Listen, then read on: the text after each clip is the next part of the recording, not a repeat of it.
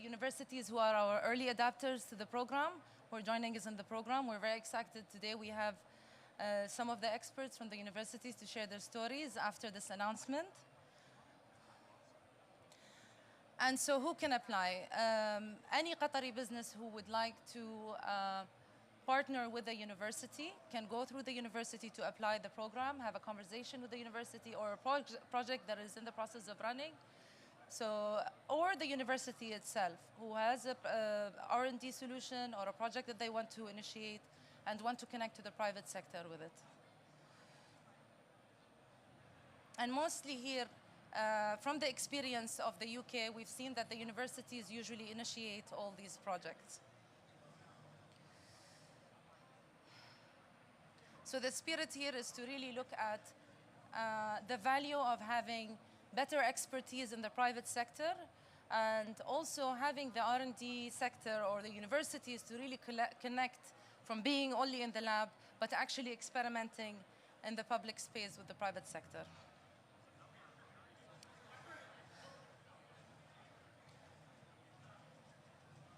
So what does the business get for this, and what are the conditions of getting this? So what the KTP program offers is 500,000 riyals of funding with conditions on the type of businesses that will be participating in the program.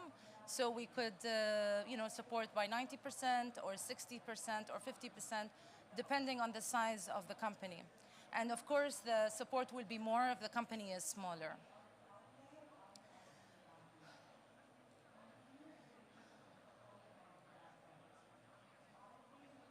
Yeah, I think also I wanted to say is that I mentioned it's 500,000 riyals, and if the project is actually extended to more than 1 year, we are also there to support up to 3 years.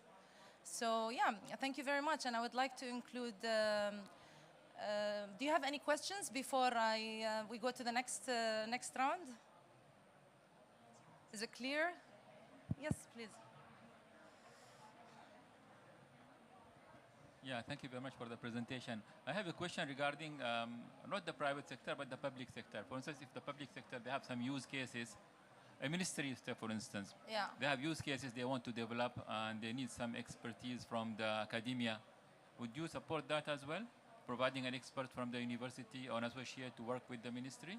At the moment, we are working with the private sector, but now that the department is being established, we're happy to explore other opportunities with the government sector. But we do have a section specifically dedicated to the government sector that has programs that are already launched, and happy to discuss with you the other programs as well.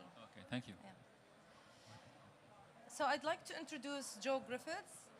She's the head of Knowledge Transfer Partnership and Post Award from University of Beckett, Leeds. Please. Here you go. Yeah. Okay. Good afternoon. I'm absolutely delighted to be here. In the autumn last year, we had the privilege to host an inward visit from QRDI and some representatives of the Qatar universities to talk about knowledge transfer partnerships and the British model. And it's just fantastic to see that the message has spread and it's been adopted in Qatar now. So what I'm going to do today is just talk a little bit about the UK scheme, a general overview of it, but also a little bit about our experience at Leeds Beckett University. So UK knowledge transfer partnerships are very similar to the model that's just been outlined. A business has a challenge, it needs to make a strategic shift or change, there's a need for innovation. And it partners with the UK knowledge bases, the universities, to do that. So this scheme has been around for nearly 50 years now. It celebrates its 50th anniversary next year. And as a form of government funding, anybody who's ever been involved with government funding will know that that's testament to the strength of the programme, that it's been around as long as it has. So, yeah. You have to press the button down. Oh, down. Oh. So a little bit about how KTP fits into innovation in the UK. That's a fairly horrific map of the UK innovation ecosystem. But what I want you to take away from that is the crucial role that the universities, businesses, and the funding organisation, which is Innovate UK down at the bottom, play. So the funding comes from the UK government. It comes through UKRI, which is the government's investment agency, and the UKRI invests about £8 billion per year in research and innovation in the UK. They fund everything from conservation, biodiversity projects, right the way through to quantum technologies. And KTP and Innovate UK sit really neatly in that.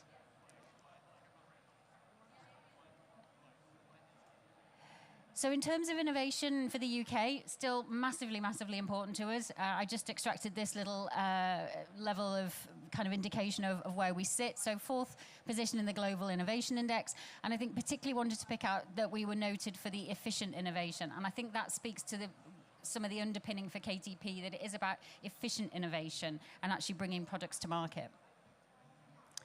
It's about sustainable innovation as well. So when we talk about impact, we also want to look at sustainability for the business, but sustainability of the projects and the innovation that's being developed. And everything is linked to the UN's sustainability goals. So where does KTP sit in the kind of innovation chain? It's not a research project. It's not a very early stage proof of concept type project. It sits much more in this later stages where we're looking at planning and scaling up and taking something to market. That's often a key challenge for the smaller organizations that we're working with. How do they bring something to life and take it to market?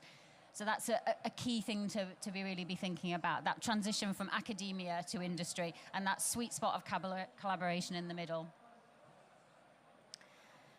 So a little bit about the model, how it works in the UK. Same as you just heard, there's a university, there's a business, there's an innovative project, and there's an associate. So the associate is a member of Leeds Beckett staff who is embedded in the business to deliver the project.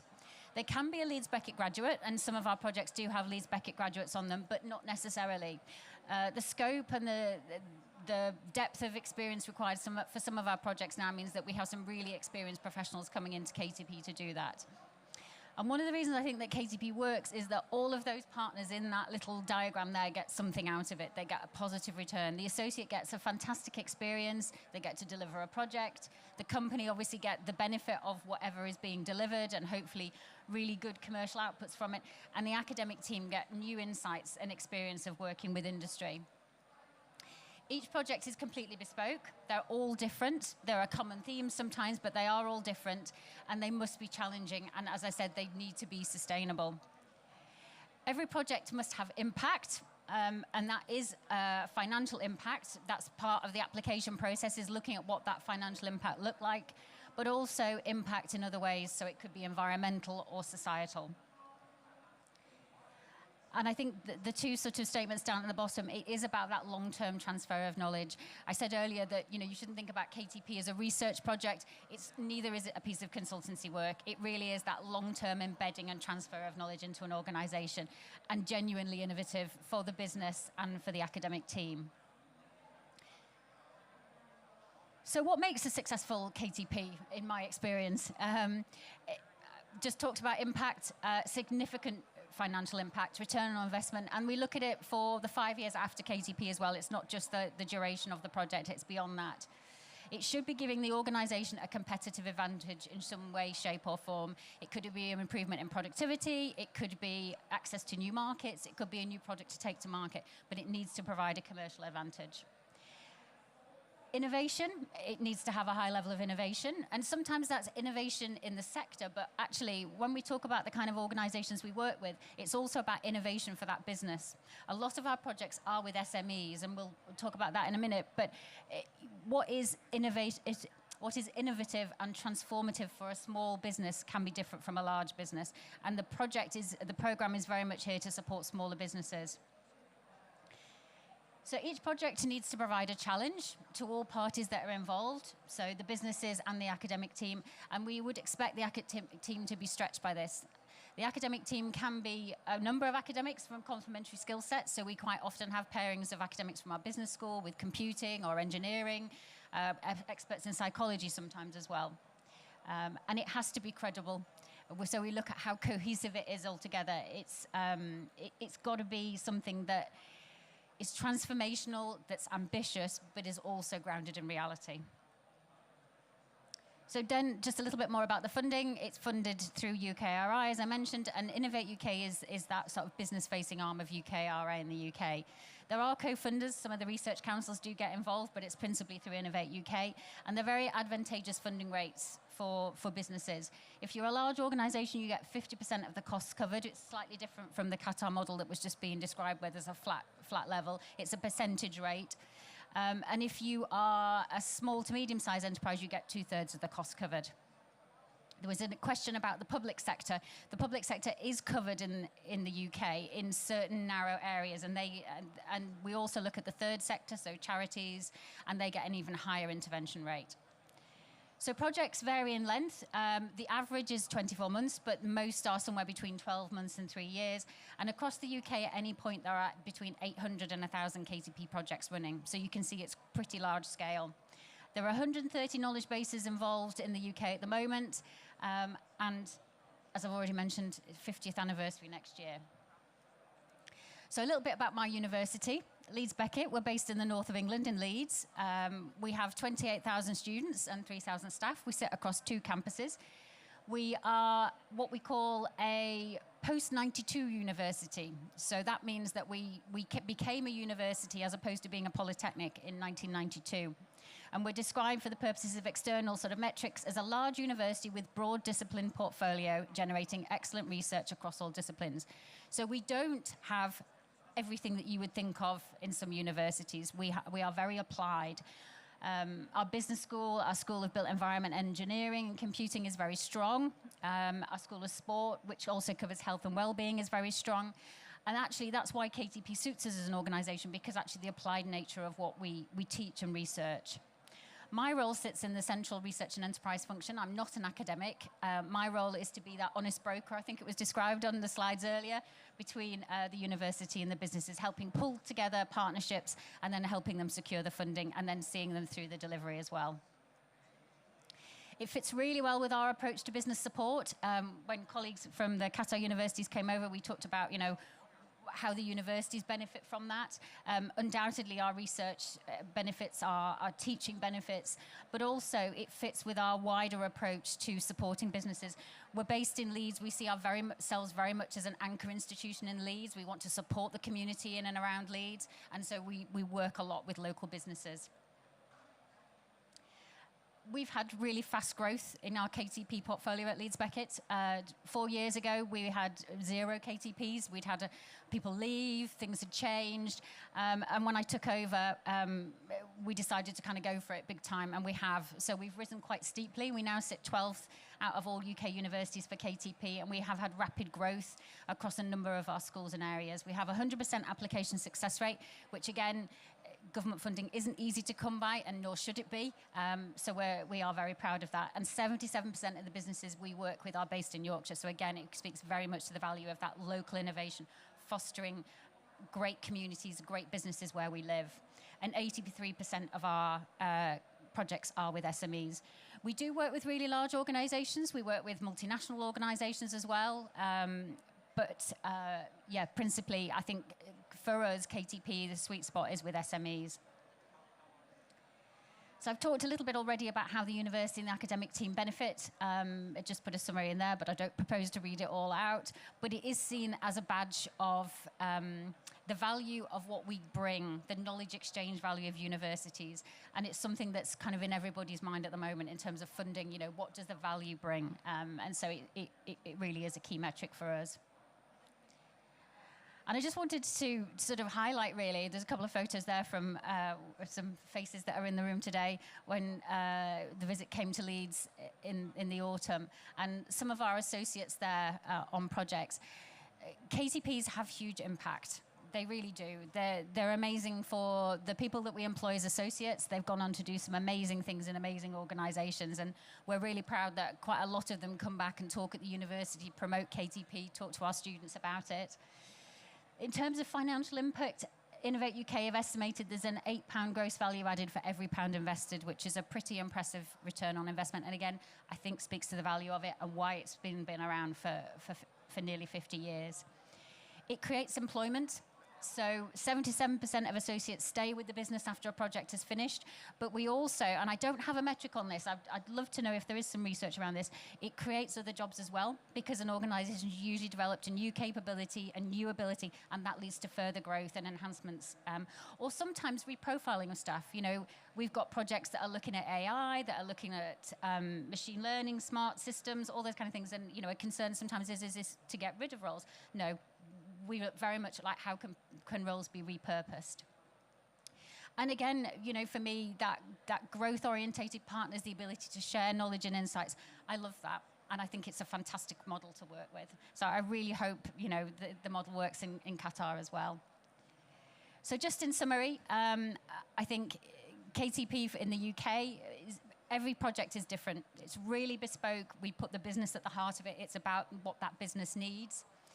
There is excellent support through the UK systems for it, but KTPs really create impact. So I've talked about the financial impact, but the strategic vision of an organization is really affected by KTP. They often go on to do a second KTP, either with us or sometimes with other universities, and that's fine. It's a collaborative ecosystem we work in. So yeah, what I would say was get involved. KTPs is fantastic, are fantastic. You've got some engaged universities here. You've got fantastic support through QRDI. The experience in the UK has been amazing. So yeah, I would encourage anybody who's got questions to come and talk to a member of the QRDI team. Thank you.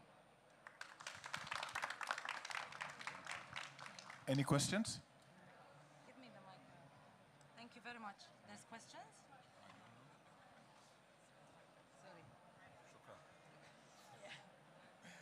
Anyone have any questions? Okay, thank you so much. Thank you so much. Thank you so much. And it's a pleasure to have you here to share your experience.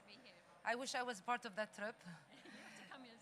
Yeah, and it was also very nice to have Qatar University, HBKU, and UTST to be part of this trip. So thank you. I really appreciate it. And yeah, thank you very much. Yes, I would just like to ask Dr. Francis to give a few remarks as well. All right, thanks. That was an excellent presentation. My name is Francis Yeo. I'm a senior advisor to the QRDI Council. QRDI Council has benefited greatly from the interactions with the folks in the UK who have done the KTP projects for many years. So we are deeply impressed by the kind of results that have been achieved, as we saw earlier. QRDI has signed an MOU with the UK some time back, and as a result of this, there was a trip which brought some of our university folks over to the UK to learn from the experiences of Leeds Bracket. And they've come back, you know, very excited that we are now ready, perhaps to try out the KTP program. So we call it KTPQ, right? Guess what Q stands for? Right.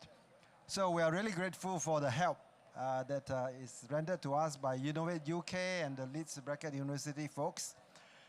We're also very thankful today to have the presence of His Excellency Ambassador for the UK. So just want to express our appreciation and thanks for the help that we have received. And let me invite His Majesty's Ambassador to the State of Qatar, Mr. Nirav Patel, to just say a few words. Ambassador, please.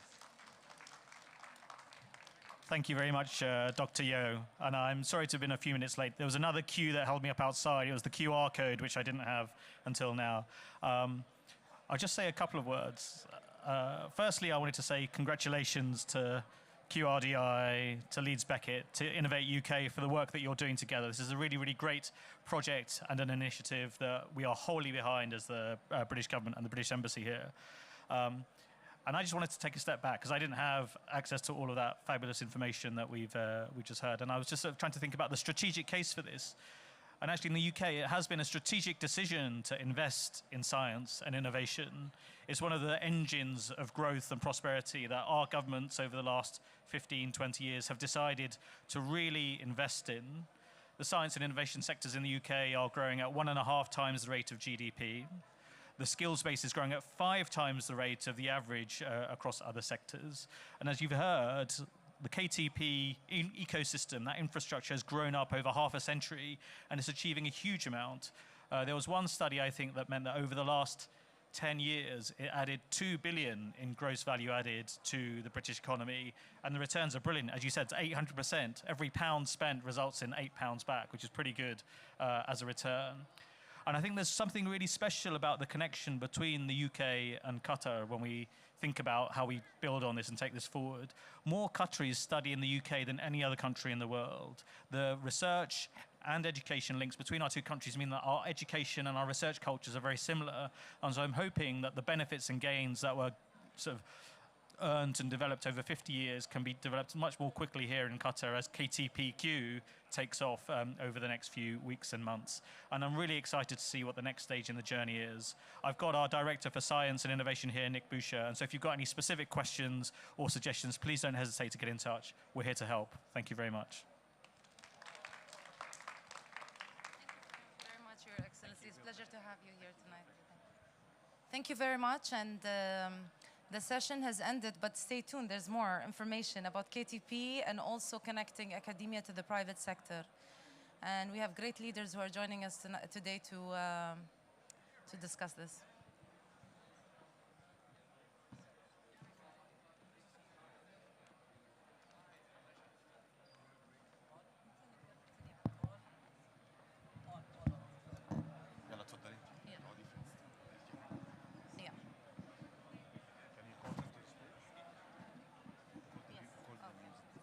So I'd like to call our esteemed panelists.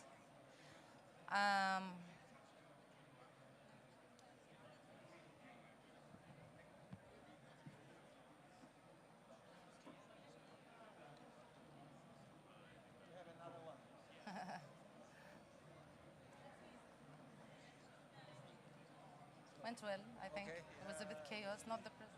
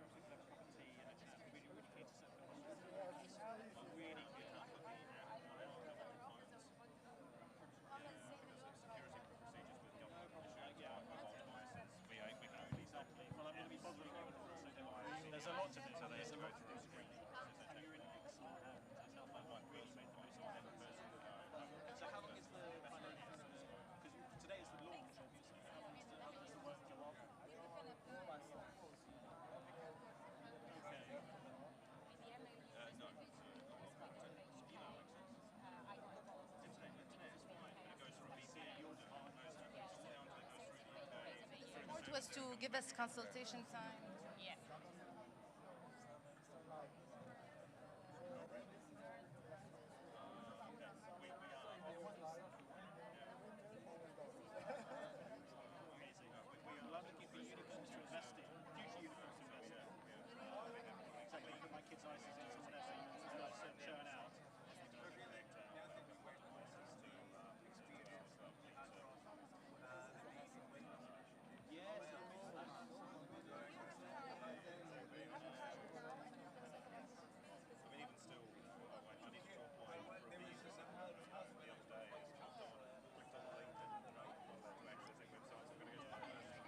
We're starting next session in 2 minutes. Thank you so much.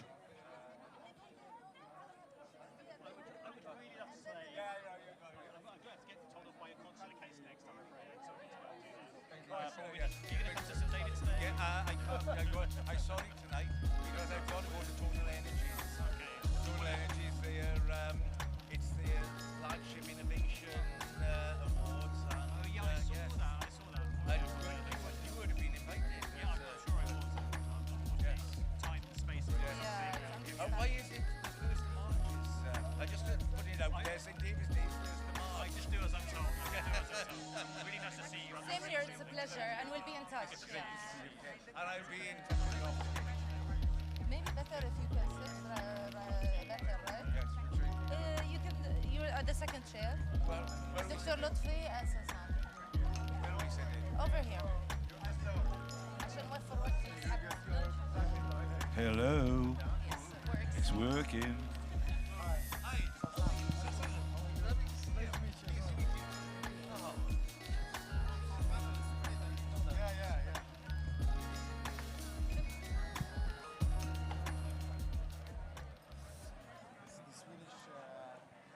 Swedish technology transfer is a little bit unusual from the other countries. Try to explain a little bit. Is it food upstairs? Yes, some snacks. Oh, Yeah. well, So, بسم الله الرحمن الرحيم. السلام عليكم. Thank you for staying, for the ones who stayed just for the announcement. And if you just joined, my name is Aisha Al-Mudahka. I recently joined the QRDI Council team, representing programs related to research institutes and universities. And we're here today to talk about the connection between academia and business. We have an amazing team here who I will introduce. Dr. Michael Phillips, Director of Applied Research, Innovation and Economic Development at UDST. We also have Dr. Lutfi Belkhair, Associate Director of Entrepreneurship Transportation at the SEED office at Qatar University. And we also have Sasan Shaba. He's the COO of Ignite Sweden and Director of International Cooperation of Swedish Incubators and Science Parks. Welcome and thank you for being here with us today. Thank you. Thank you for asking. Dr. Michael, maybe we can jump in right away to talk about your experience at KTP. I know you've done in your past life, let's say, a couple of projects, and maybe you can share with us some of that experience. Yeah, yes. I think Joe explained the ecosystem really well, and with your presentation to show the importance of linking the knowledge of universities with business, but with having the broker between to drive the business case. I'll give you one example. I was going to talk about a couple of others, but when I was coming in this morning, I saw Aston Martin. I thought, oh, I'd forgotten all about that, because as in the Pro Vice Chancellor, we had a smart partnership with Aston Martin. And the result is we had two of our students working with Aston Martin, and they redefined the process. From 3 months to 30 minutes, they saved Aston Martin 1.5 million Qatari reals a year in just one process change. The two associates were employed by the company, Aston Martin. But if we look at the wider picture and the reasons when KTPs have been going so long in the UK, the Aston Martin, because of this, decided to commit further to manufacturing in Wales. So it solved a government priority to develop businesses in the community, and also employment for the region. So these are benefits from these KTP projects. And I could keep going. There's another one that we did with regards, and I was involved in this one directly, and it was, there's a lot of construction, demolition waste from the industrial heritage of the UK, and especially in the coastline where you had chemical and steel and iron industries, all contaminated land. The material was being taken to landfill. Again, trying to get a valueless product to have something of value. Topsoil was selling at around 100 Qatari reals a ton, 5 Qatari reals per ton for just fill, but it was previously going just to landfill. So by changing a KTP associates with their skill sets, devised ameliorating processes for this soil to make it a value-added product. So just a couple of... Thank you so much. Dr. Lutfi, maybe you can talk a little bit about what you do at SEED and the ambitions of connecting academia to the private sector. Yeah, so SEED stands for the Office of Strategic Innovation, Entrepreneurship and Economic Development, and it sits directly under the Office of the President for its strategic nature. So the idea is that innovation is not research and development. You could have a lot of research and development, but no innovation, and sometimes you could have innovation with little or no research and development. Universities are very good at teaching and doing a lot of deep tech and research and development, but not so much in creating innovation that actually has an impact on the marketplace, diversifies the economy, and creates jobs, which is really what good innovation tends to do. Yeah.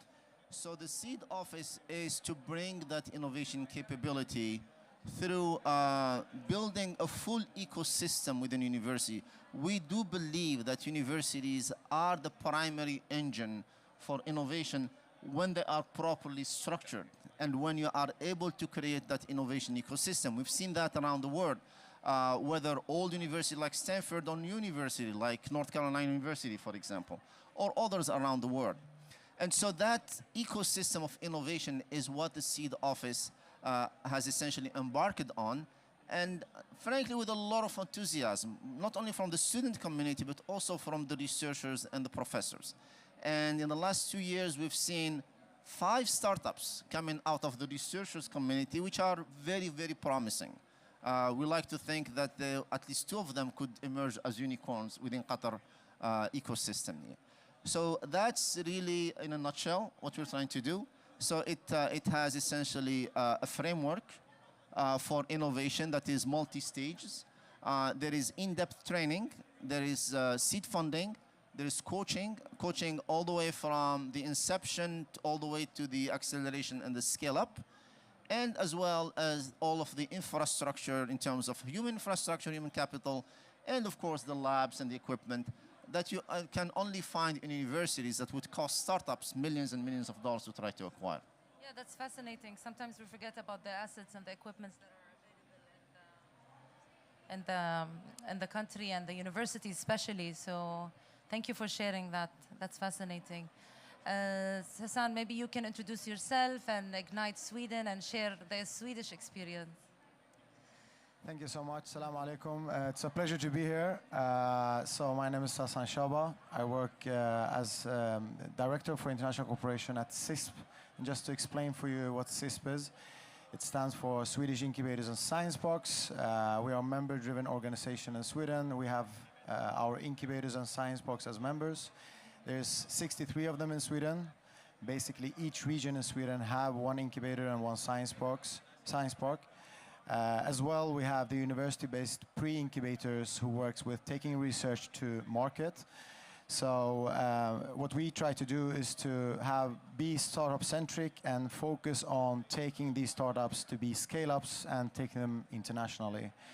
And Ignite Sweden, just to mention that, because I have 2 hats, Ignite Sweden is an initiative within CISP, where Ignite basically connects the industry, the big corporates. We have been working with about 300 corporates to Swedish startups, so to create commercial collaborations and to both transform the industry, but as well taking these solutions to scale them to the market. And I will begin just with another perspective of the Swedish perspective on this. We have something called teacher's privilege. That means basically that all research is owned, or actually all research result is owned by the professors and the PhD students. That means that the university doesn't own anything. The researchers are in control of the research, whilst it's the opposite in basically all the countries. It's only 2 countries that have this system. So what we try to do is basically to push entrepreneurship, having educational programs to start company, to being more entrepreneur, pushing these researchers and innovators to actually start a company, because they are the decision makers. So the incubators, the pre-incubators, they focus a lot on working around the innovator. Usually the researchers are more of they have the technology, they have their field. What we try to do is to bring entrepreneurs, team them up with these researchers to actually start a company and take it to the market. And exactly as you mentioned, many of these companies are in deep tech.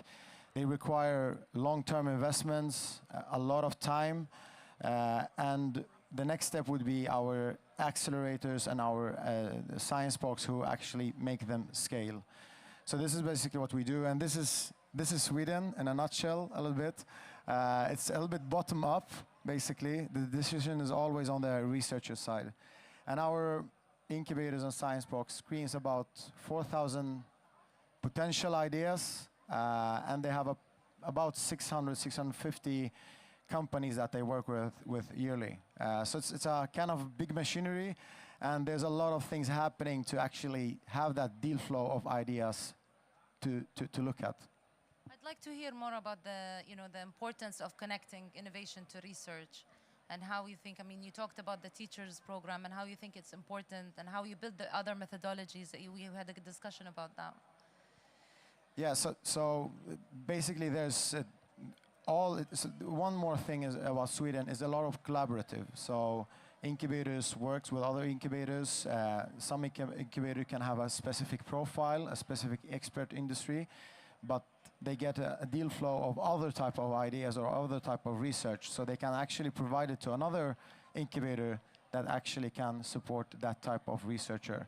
But there's a lot of challenges, for example, challenges that comes from the industry to push the researchers to actually work with the industry. So we have that. We have as well a lot of teaming up. So some of the universities have entrepreneurship programs where we basically team up the researcher with entrepreneurs or other experienced entrepreneurs. That's an important task. One more thing could be mentorship for the researchers to actually understand how do I tackle my IP? How do I tackle the business model? How do I tackle the market analysis? How do I start to actually take this research result to market? And one, I would say, very important thing is that the paper that they write, we're very keen on understanding very early that don't publish that paper, because if you do that, then you might lose your IP. So we try to work like really early stage to push that and make them understand that this could be a product or a service that could actually create an impact in the society, but be careful. I think that's one thing that we had discussed with Dr. Lutfi, is to change the mindset of the IP process, or of applying for the IP. And maybe you can share that experience, because I remember we had a discussion on that, and based on what you have actually been through in the past. This is actually a huge problem. The other day I looked for Amazon for all of the books that are available on IP protection. There was not a single one on IP protection from a university researcher's perspective. So actually I started writing one. And it's We'll see about that. I'm on page 27 right now. But the point is that there is real need. And I've lived in the States and in McMaster in Canada as well. And it's really pervasive. You talk to researchers and say, oh, I got a patent about this. And I said, okay, well, that patent, where did you file it? Say, oh, in the US, of course. And where is your market? Well, in the GCC.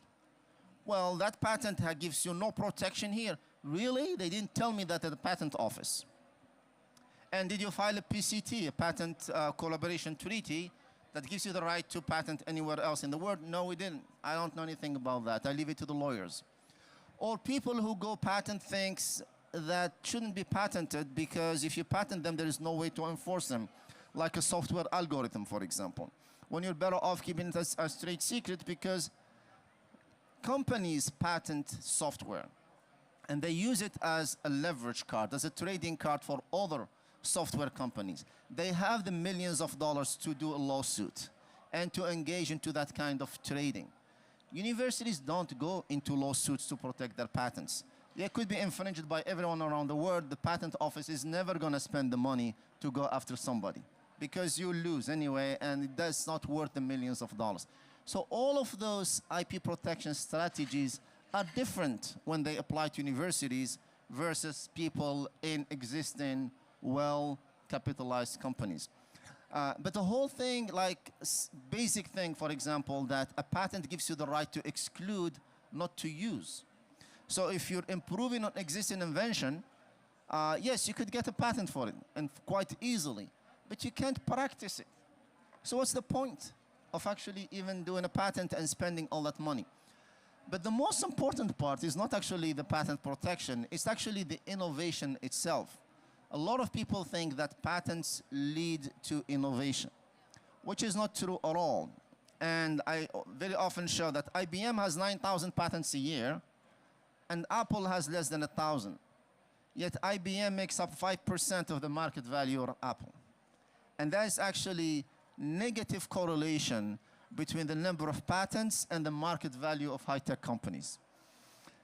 So that is the mindset change that needs to happen before you start talking about startups and innovation and information economy. I think that's why you emphasize the synergies between academia and the private sector. Dr. Michael, you wanted to mention something? Yeah, I was just saying one of the challenges with IP is that it restricts you being able to share or ideas or develop with other partners because there is this inherent fear. What if they take my idea? So I have to get the IP registered. We have to make sure everything is there. So it actually negatively impacts the development of innovation, and things don't go forward as fast as you would. And I totally agree with the two cleverest colleagues that I've sat on a panel with. And I didn't realize you were so brilliant as you were. Well, you were, yes. So this was really important. Yeah, I went with him to the UK and I thought, this guy knows some stuff. But no, really, what he said is absolutely, absolutely true. And it reminded me of what the Vice Chancellor of Manchester University, James Judith, anyway, she was talking about graphene, which was invented, and she said the returns on the patent are insignificant in comparison to the licensing fees that we gained from giving out the use of the material. So licensing may be even better than IP. And so you suggest we don't encourage researchers to apply for IP? No, I'm not saying that. We must, as academic, you can't leave your academic credentials behind, so you have to be balanced. You have to look and case-by-case analysis and get the right expert opinion to give you the true reflective rate. And make sure, as we heard about patenting in the US as opposed to patenting in the GCC, that someone who actually gives you advice knows what they talk about as well. So that's the other thing as well. Cezanne, do you want to add? Yeah, I just want to mention that if it's deep tech, yes, and you want to get investors, you need to have a kind of like IP strategy. Yes. You need to understand what you're in, because if you don't have that they are not interested, you will fail, crash and burn, basically. But it also depends. Not all ideas are in deep tech. There's other technologies, and I can just mention the famous Spotify, for example. I mean, they didn't begin with like IP protection, etc. It was taking market share, going to market very fast. That was the deal. And I mean, this is also might be a challenge or an opportunity. The founder was at KTH, KTH, the Royal Institute of Technology in Stockholm, but he stopped to study because he believed in this. And this is like, okay, let him go. So it depends on the technology. If you have a kind of like software kind of solution where you can scale very fast, then IP is fine, and IP is bigger than patent. It could be other type of protection, but it's much more important to take market shares.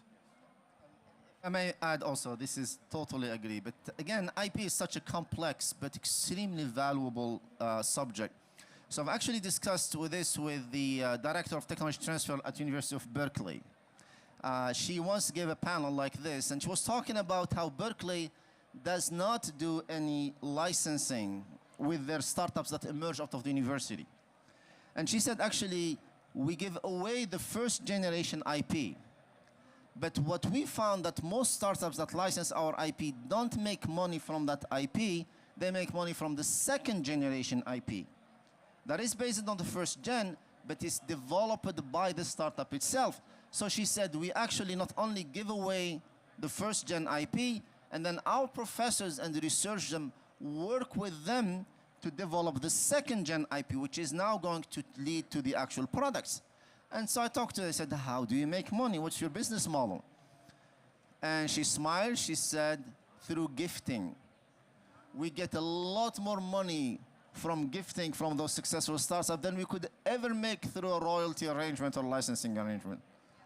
And this is how Silicon Valley works. Those startups have accumulated billions of dollars of revenues, created thousands of jobs, work as alumni and speakers, and hire people from Berkeley.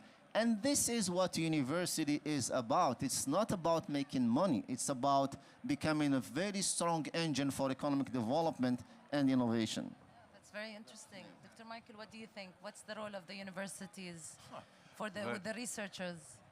Well, the role of the university is to support research. I mean, the innovation, in fact, QRDI is extremely talented in finding ways of developing new programs which link to society's needs, like all the new calls that are going to come out.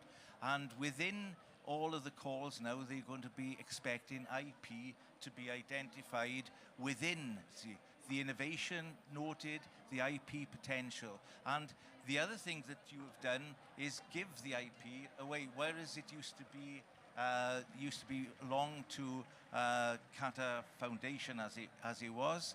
It now rests with the researchers in the new calls. So it's this way of going forward with IP, the innovation and the development. Hello? Yes. Sorry. Oh, where was I?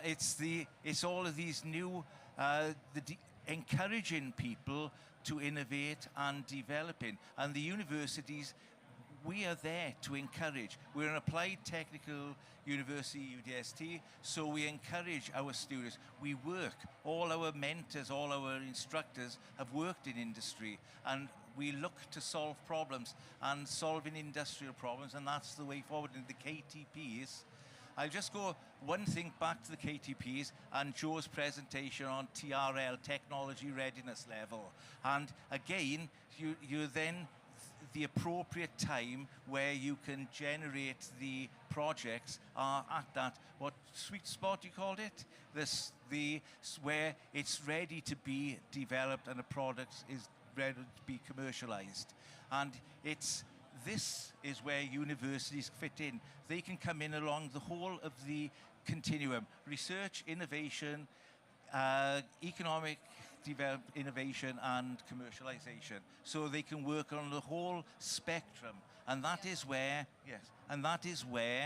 we find our universities will make the most benefit and most contribution to the economic development of the country. Yeah, and I think this is the most sustainable way of making sure that the private sector, the startups or the companies have the right expertise, but also get out of that mindset as well. That's right. Well, I will go back to previous examples of the old system. I know the UKRI, etc., and we'll applying for those grants.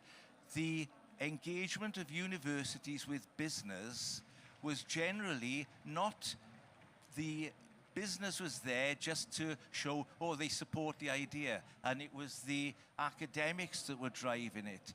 It's actually to make it work in industry, you need industry to drive what they need from the academics, and that is exactly what the KTP initiative does. And that's where now I think the universities should sit within the ecosystem. Thank you for sharing. Any Just, final remark? just one comment on this. I'm going back to the team perspective. So we need to let the innovators innovate and bring the entrepreneurs to do the business. So what we try to do is to make them understand that you are more in tech, you're more into your product or service, but that doesn't mean that you're the entrepreneur. You are that CTO champion, but you need to have the entrepreneurs. So like in Sweden, there's entrepreneur schools. So we try to team them up and make them understand that it's better to actually have a great team and half good idea and scale it, take it to market, rather having just an idea or a patent and just nothing happens with it. So it's very important that you have the right team with you to take this to the market, especially when it comes to the startup perspective. Very, very important. So one last thing I would like to say is what makes this KTP program different or the Innovate UK different? Industry academic collaboration is nothing new. We've known about this for 50 decades, right? But most of it, when you look at it, was essentially between the R&D organization of the company with the researchers. Very often this is deep tech, deep science, lots of publications, lots of patents, but the products, none. I worked in the R&D division of Xerox, one of the greatest companies in terms of innovation, invented the first photocopier. After 2 years, I got fed up. I met researchers who had 50 patents. We're going into all of the scholarly public conferences all the time. They had 70 publications. And then we ask them, okay, how many products did you make? I'm the R&D guy. You want to do product, go to the product division. So I went to the product division and worked there. And this is where the innovation happens. So the UK Invent is not an industry academic organization between the R&D and the researchers. It's between the operating units, the business units, and the associate, supported by the researcher.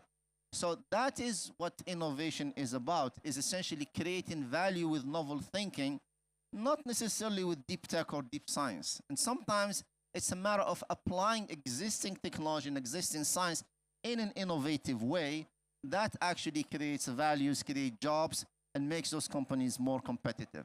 And I think that is the difference. That is the secret sauce of this KTP program and why it's been so successful. Thank you so much. Yes. Final remark? Yes, just one final remark, and this is again on Joe's and your slide, the person in the middle.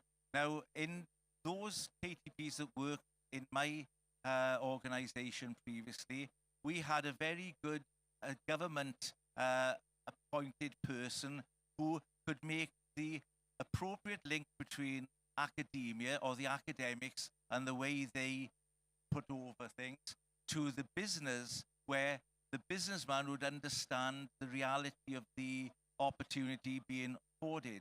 And so therefore, how the proposal was written was not like the proposal that you write for a normal QRDI submission. It is more focused towards how that academic work will help the business and their business model and improve the output. So that's my Thank you so much. Do you think we'll have leads for KTP from the universities, from your universities? Yes, we'll have. I'm sure he's already got about 10 under the cover ready to go. Thank you so much for sharing your experiences today. I really appreciate your time. I don't know if we have time for question and answer, or maybe a couple of minutes for question and answer, if anybody have any. Yes. Going back to Hassan idea about, it's very interesting, by the way, regarding the one who produces the patent or the work on the innovation itself and the entrepreneur. So what's the possibility for them to have the both identity, to be an entrepreneur and the one who created it? Because maybe that's what's happening right now in some universities. They maybe what the model you are describing is what we call the venture studio. I don't know if that's the right word to be introduced here. But what is the possibility for them to, again, to hold two identities at the same time? Yeah, so it happens if they are coachable and being understanding that they need to work around this and they need to it works. But I would say that it's many times it's other people, they often take a CTO role rather than being the business side. Yeah. So they're still in the company, definitely. Some of them could be passive because they want to work with their research and that's what they like, and they share a lot of their shares, of course. But it happens. There's examples of that. I'm not gonna be long on this. I can explain for you more, give you examples, but it happens. And now what we see in Stockholm, especially, that the one that have done their unicorn or they have done their exits, they have a lot of money to reinvest. So they go back and work with other new companies. They invest in them. They are active in them. They have their portfolio. So it's a kind of like, it's self-evolving system, especially in Stockholm. I won't say the whole, all regions in Sweden, but answer to your question, we see more entrepreneurs coming in rather than having typically researchers, but it happens. Thank you very much. Maybe one last question.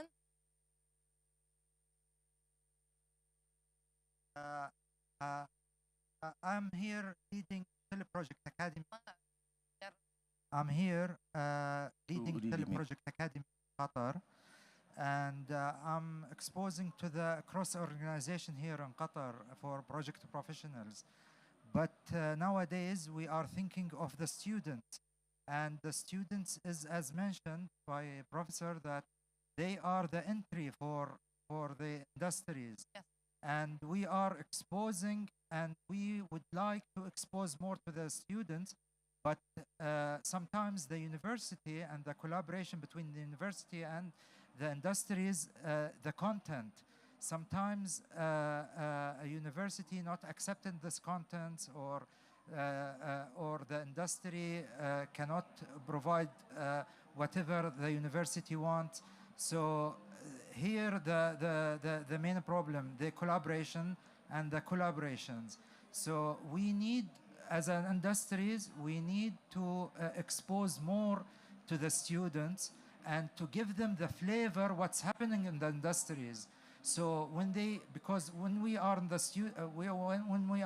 students, we didn't think what's going on in the industries.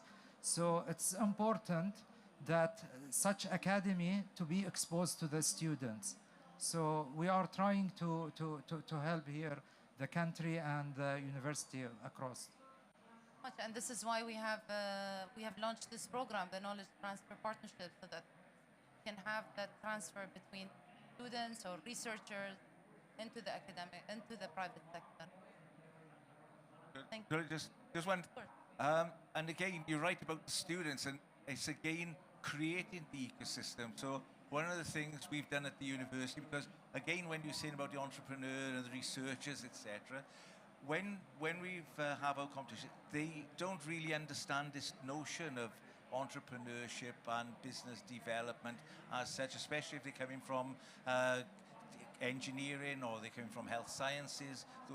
So what we've done at the university to try and help is that every student will have a course on entrepreneurship in their first year at the university, so that they start to think with an entrepreneurial mindset or a business developed mindset as they go through their program. So this is one of the, we're hoping for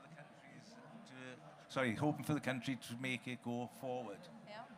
Thank you so much. Unfortunately, we ran out of time, but I want to thank you for being here today and sharing your experiences, and thank you all for attending. Thank you so much. Thank you, Aisha. Thank you.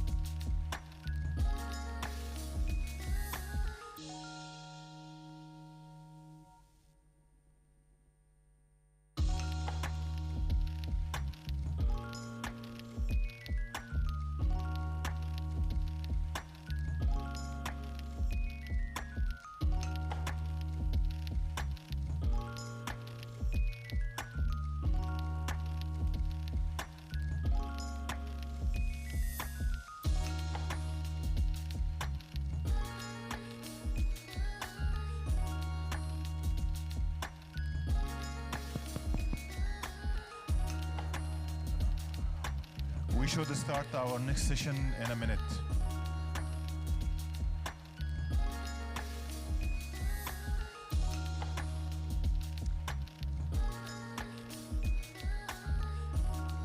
Okay. Yes, of course, this is the clicker. So it goes next slide. Yes. Down is next slide.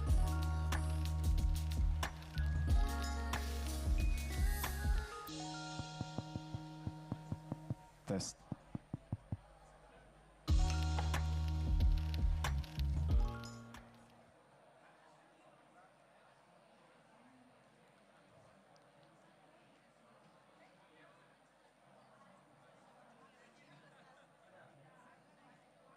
This is not the presentation. I gave you on the other.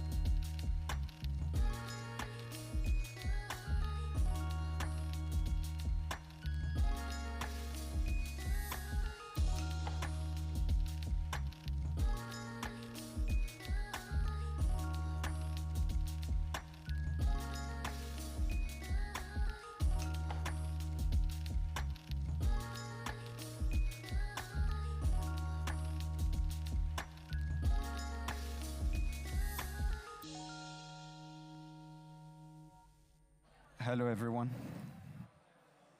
My name is Alexandre Yunus Mahe. I'm the co-founder and CEO at Skooma.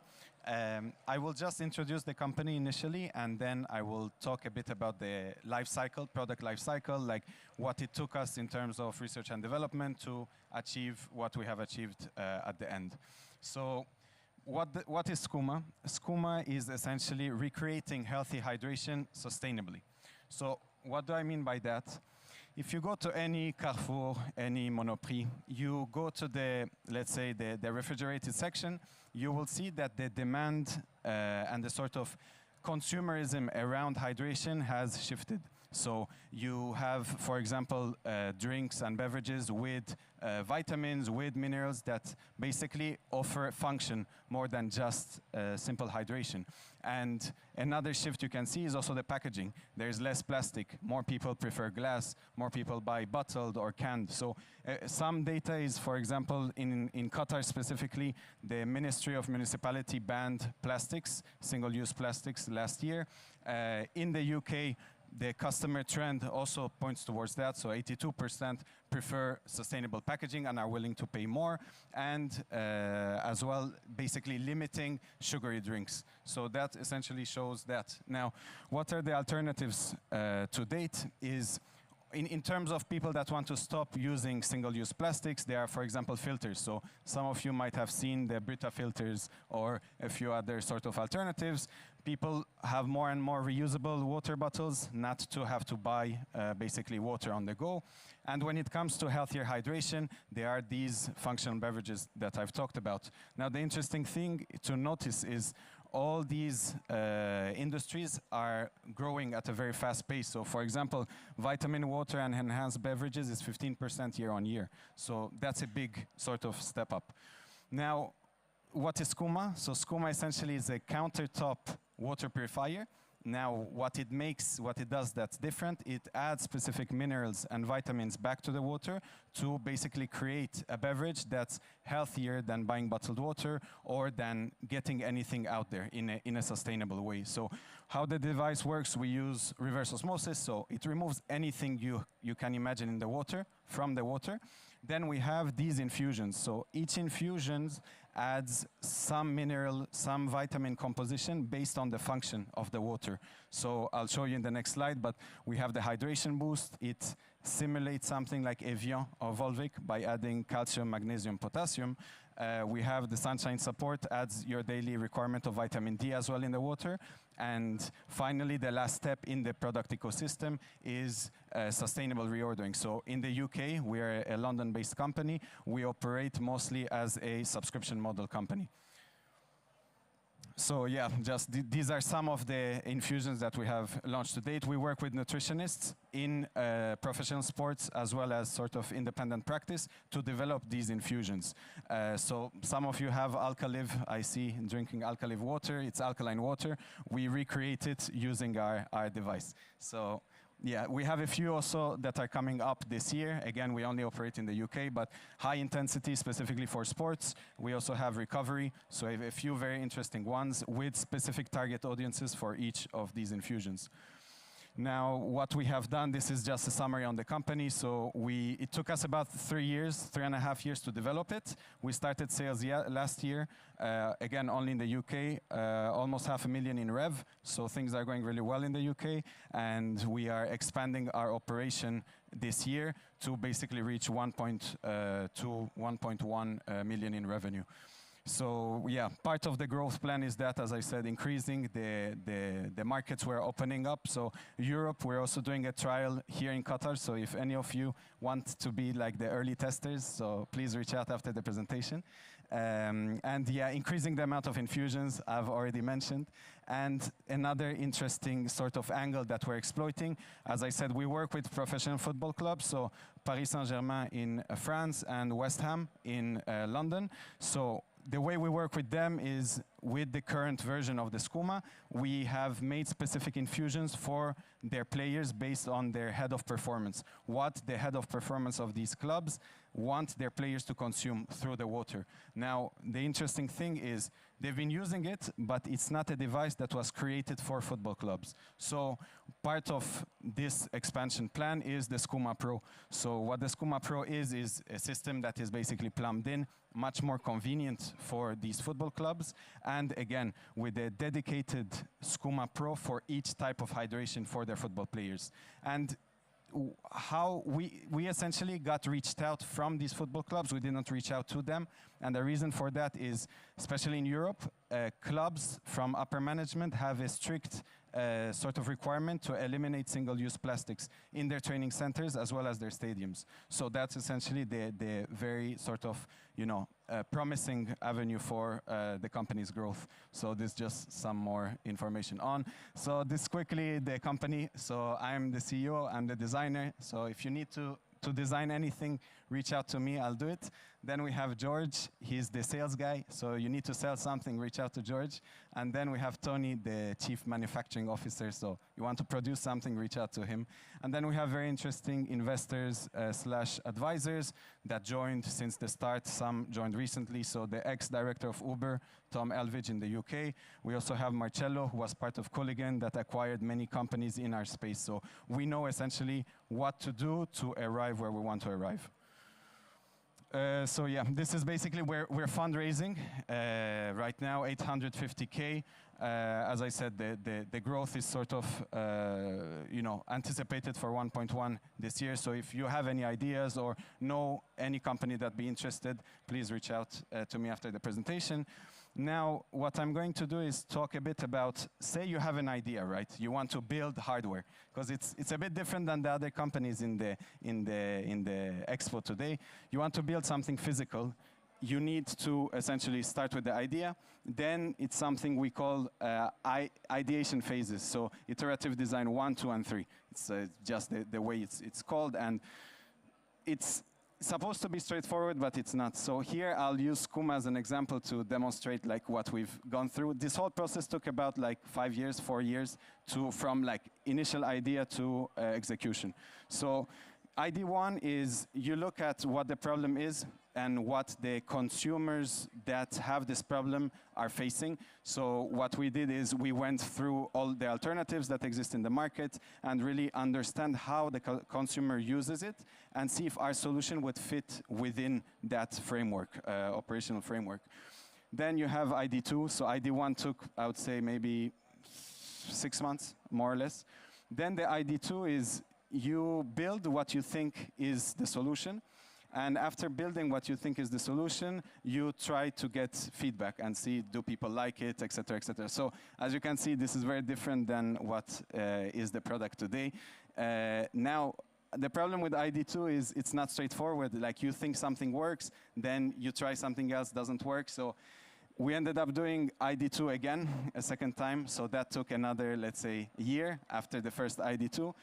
You can see some features that now start to resemble the final product, but it's still pretty different, like some technical considerations as well that are not shown here. Then we ended up doing ID2 again, so that's another year of research and development. And the more sort of advanced the project gets, the more people are involved, so getting more and more feedback to know if putting all this effort is really worth it. It's not like a software company that you can just change one line of code, see it doesn't work, you'll change it again. So basically that's the end of ID2. Then ID3 is really just manufacturing. I didn't have any photos on me, but that's another process that takes about a year. So after that, we basically went through crowdfunding. So for those of you who know Indiegogo or Kickstarter, so we got pre-orders on the unit and then did the ID3 at the same time. To be truthful, even though we had finished that process and we did it in a structured way, the first units we sold to customers were very bad units, but we still got the feedback and we sort of increased, sales going there. The important thing, I believe, is launching something and seeing early if it fails or not. If it's stuff need modification, just modify it and continue iterating on the process, which is similar to SaaS companies, but this is specifically for hardware. So yeah, that's that's all for me. Hello. Thanks. Hello, everybody. So I'm Sarah Daniel, and I manage Doha Tech Angels, and we are very proud investors in Skooma. So we wanted to focus the session on product cycles and hardware. So we usually at DTA, we don't invest in hardware. We kind of shy away from it because we know how difficult it is and how costly it is to get to market. And what Skooma did and what really interested us in Skooma is that their speed to market, as soon as they got some kind of proof of concept, was really, really quick, and their traction in the market was very interesting, which ended up getting us to invest. So I'm going to ask a few questions, specific questions, and I'm going to even open it up for you if you have any other questions. So the first question I had was, you talked about the main stages in the iterations of the product. Now, you have two additional constraints. One, it's sustainability. So you're building a sustainable product. So how did you make sure, while you were going through this process, that the product remains sustainable? And what parts of this product is sustainable and how? Yeah, sure. Thanks, Sarah. So actually, I'll use an example of, I don't know if I can go back in the slides with this, but in ID2, for example, yeah. So in ID2, you can see that in this part, this was where the minerals were supposed to be taken into. Now, there was, it was basically like a door you pull and you refill it and put it back.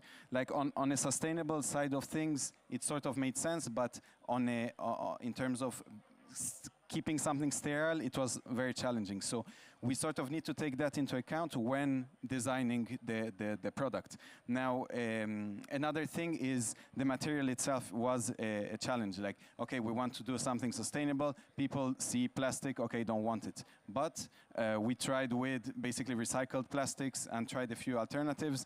It's more challenging. So we were like, okay, we'll keep that for down the line, maybe not for the position we're in, because the importance for us was for people to stop using plastics for hydration. So with this in mind, we said, okay, there's some stuff we cannot do because we're small at the moment. We'll keep it for later. But for the stuff we could do, which was that immediate impact into the customers' sort of, you know, way they consume, we could do it in a fast way. So these are a few things, like if you see the ID1, so this unit was supposed to be single-use sort of droplets that were going to be added in. These ones, the ones you see on top, like this was another thing that we had considered, but it was, again, challenging because we had to insert them into the bottle directly, and it just didn't make sense, and it wasn't working with the customer. So then again, that's how we changed. So yeah, at every stage, we had to keep that messaging in mind. Our final objective was clear, was to reduce the use of single-use plastics for hydration purposes, but the means kept changing, so yeah. You keep mentioning the feedback from the customers throughout the process. What channels did you use to get this feedback?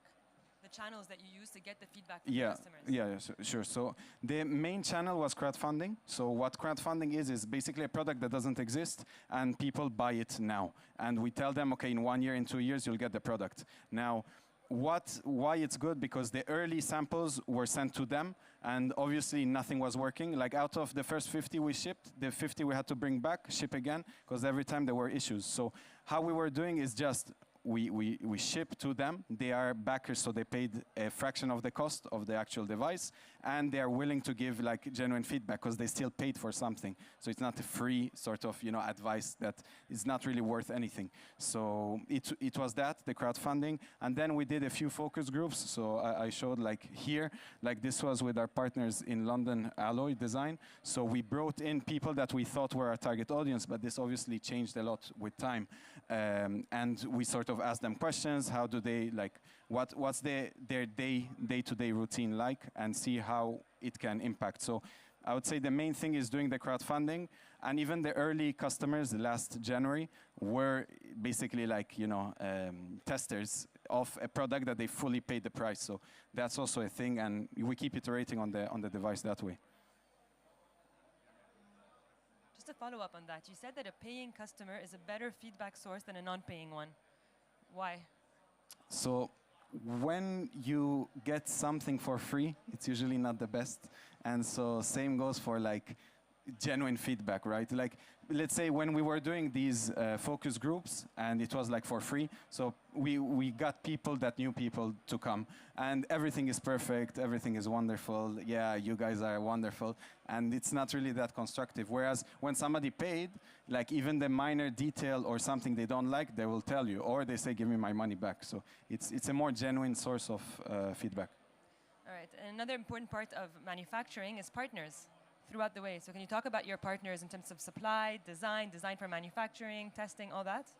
Yeah, so we had to convince a lot of people in the way, including DTA, but initially, let's say, so for the design, so we did everything ourselves, but we need people who know how to do a specific task. So for the design itself, we partnered up with Alloy. They're very expensive if you want product design house in London, but like through proper convincing, they can do something. So basically they ended up being / type of investors in the product, so they own equity in the company. So that's how we got them on board. After that, so for example, for the football clubs, which are crucial partners, we gave initially the devices for free.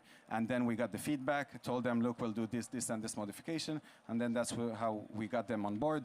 I would say same for any sort of investor along the journey was the same, like trying to find middle ground to get them involved in the process. Great. I'm going to ask one more question, and then I'll open it up. What were the biggest mistakes that you made, the most costly ones? I think we were very frugal in the way we spent money. So we raised 3 rounds of funding, which DTA joined the last one. But so, yeah, we never really spent a lot of money.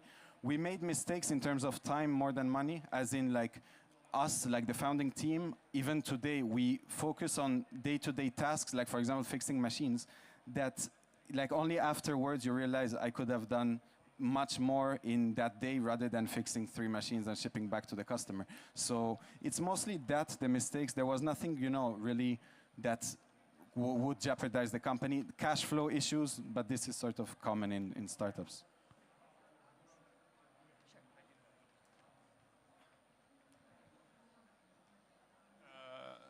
Thank you for the presentation. I have multiple questions, but I will be focusing on 2. First, at which ID level you start securing investment?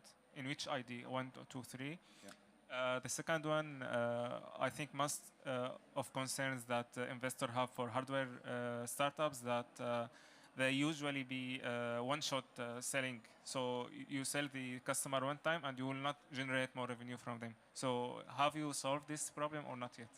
Yeah, no, good question. So when we got the first like real investment was end of ID1. So it was like super early on. We had some prototype, but it was like super rough. And yeah, it was 100K, so 100,000 pounds, and it was from an angel. So like I would tend to say, like if you're developing hardware, to focus on angels initially, and you would get introductions left and right, and then do it that way. As for the second question, it was about recurring revenue. Yes, revenues. Recurring revenue, yes. So exactly, if you are a hardware startup and you only focus on non-revenue sort of recurring revenue models, it will be very tough. We sell the infusions on a subscription model. So the ones that I showed with the mineral content, these ones are on a subscription model. And the good thing is that it's much easier to sell than software. Like in terms to generate the first 10,000 pounds or 50,000 pounds of rev is not that complicated. Because if you have something that sort of stands out, it's much easier. And to get subscriptions, I still believe it's easier when you're a hardware startup than a software. Because let's say competition is much more fierce in the software space. Hardware, if you've done properly your work, you should be able to have something that is differentiated. And like it's not, for us, sales is not too hard, kind of. That's what I'm trying to say. So yeah. Thank you. Last question, are you manufacturing in China or? Yeah, so we do both. Initially, what we were doing was injection molding in China, then bringing the parts, and we were doing the assembly. So the first, let's say, 600 units were assembled, quality controlled in London, and then shipped to the customer. Now, because of volume that have increased, we are obliged to sort of delegate this, but we still do the quality control in-house. So it's still technically made in Britain accreditation on the product. Thank you. Hi, congrats, great product. And we know how difficult it is because me and my colleague here, we're part of a research institute. My name's Mona, IP and Business Development. Jeffrey is actually the director of HSSE, but he's also a really cool inventor. So we know exactly your struggles in terms of the ideation and the market, customer attraction and the feedback. A question from an IP perspective and manufacturing, just out of curiosity. So you mentioned that you manufacture in China, and that's obviously the place to go to, cheap, etc., great design. How do you protect your IP with regards to manufacturing in China and filing anything in other countries, perhaps? Could you shed some light on that? Yeah, sure. So the IP strategy we adopted was we never wanted to, because we had limited resources, to sort of, start filing patents left and right. We still to this day, I personally don't believe in sort of protecting the idea and think you will pursue litigation to companies that are copying what you're doing. So we did it mostly for an investor point of view, because that's something they all ask. So we do have filings in the UK and in the US. But when it comes to in China, it's like we do it with trust, right? Like the manufacturers we have are manufacturers that worked with one of the co-founders, so Tony that I showed here. So we trust him.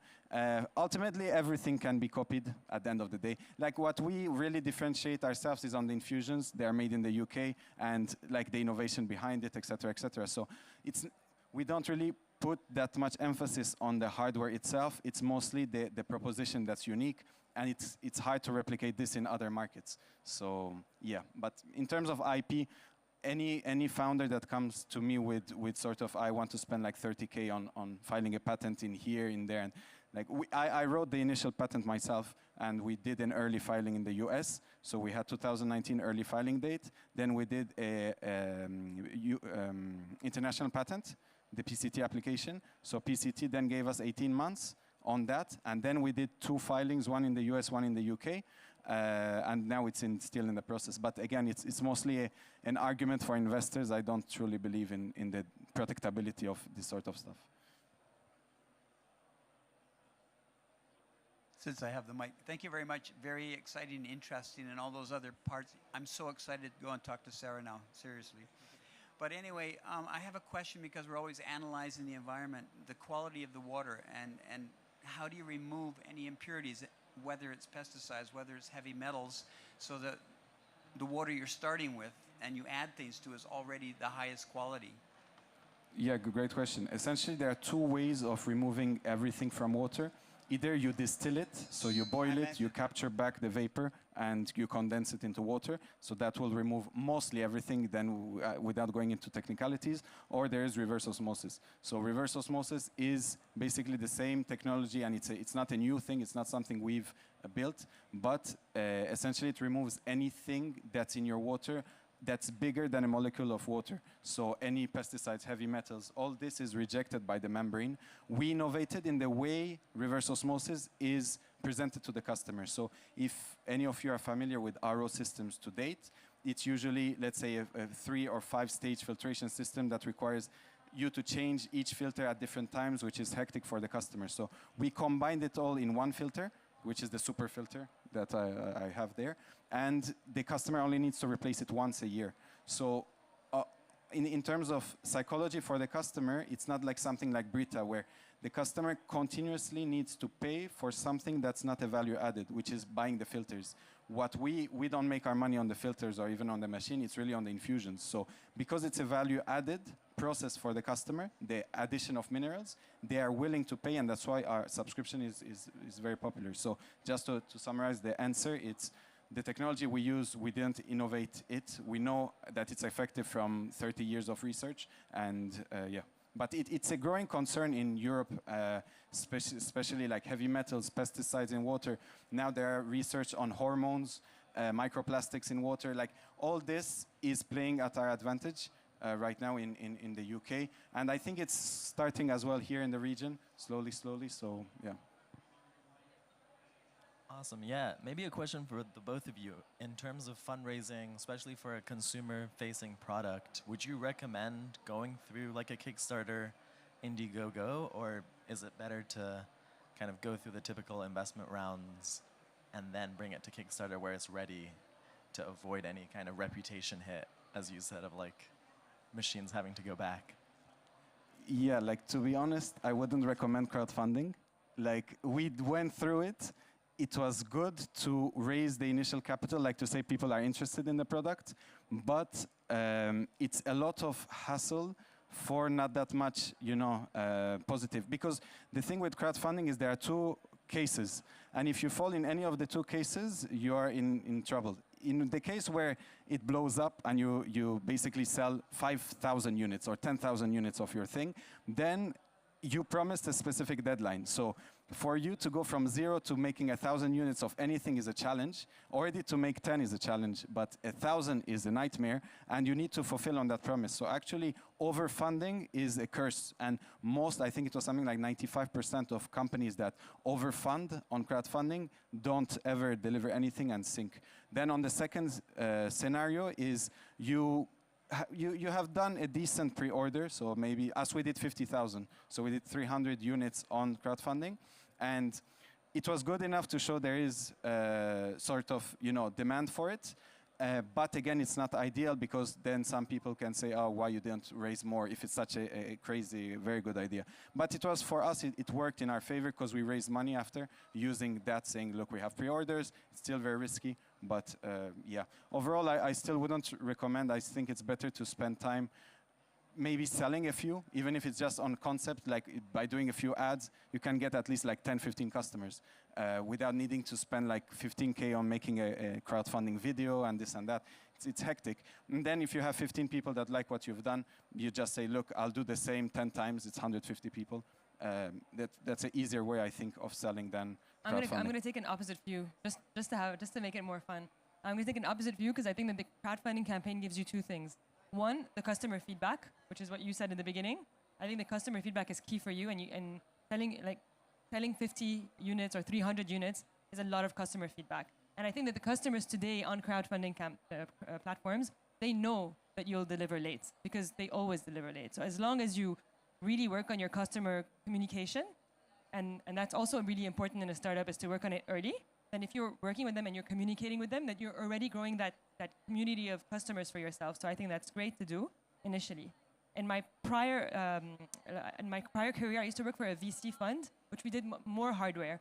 And one of the companies we did, we invested before their crowdfunding campaign, and then another time they went back to the crowdfunding. And when they went back is when they had perfected their product, and they went back because they knew how to deliver.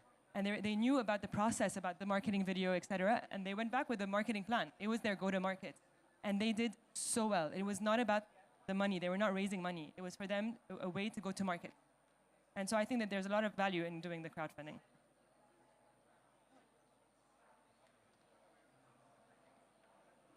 Hey, first of all, congratulations. It's really cool invention. Now, when I look into it, it's kind of luxury product, but hear me out.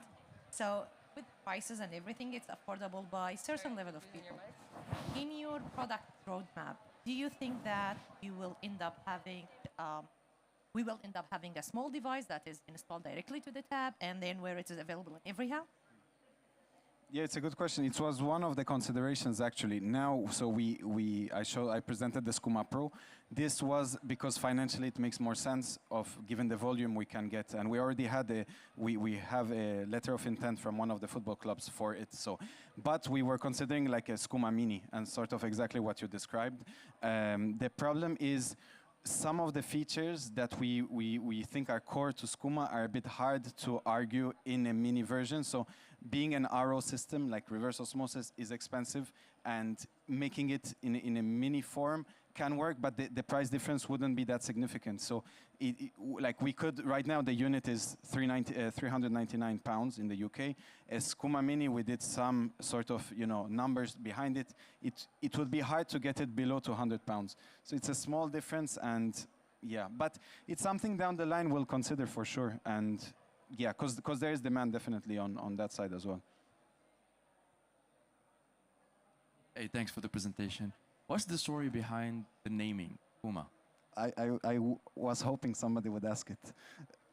Actually, there are two, reasons. One is the official one I say, which is not very fun. It's basically in Swedish, it means foam, and it's some like we say metaphor for like the infusions.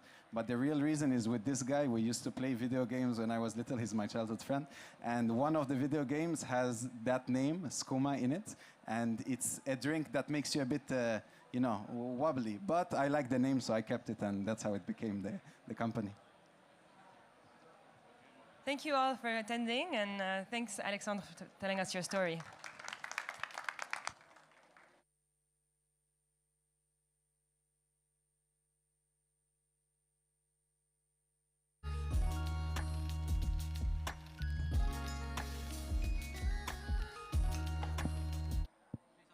We're having the next session in 30 minutes. Looking forward to see you all. Thank you.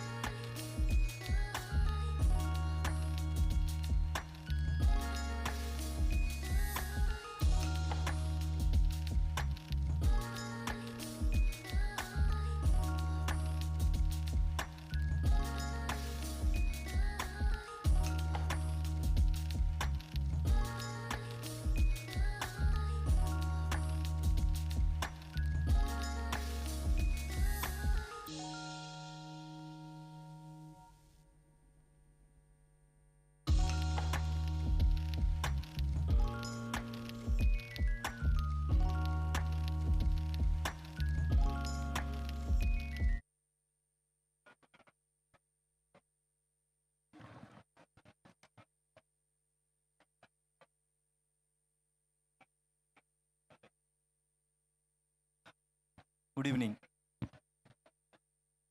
So, welcome to this session, Collaboration and Partnerships to Boost Marine Ecosystem.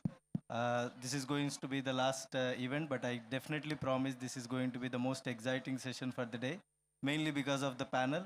So I'm excited to have, I mean, this is the first time that I'm having a panel with a very diverse background. So we have Mr. Jasim Al-Majid, who is the VP of IT from Milaha. We have Tim, CEO of Vendia. We have Mr. Mahmoud Amir, Finance Director of Q Terminals.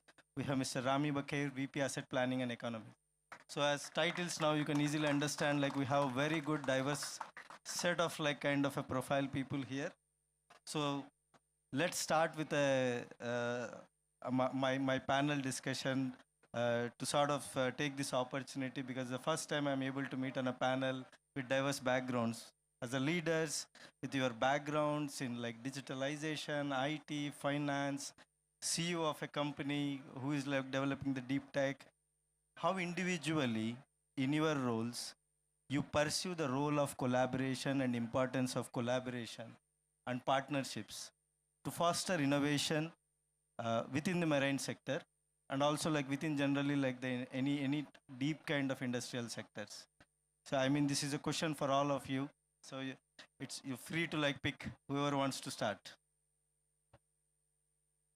Assalamu alaikum. I can start. First of all, you know, when we're talking about the word innovation, a lot of people think about innovation technology.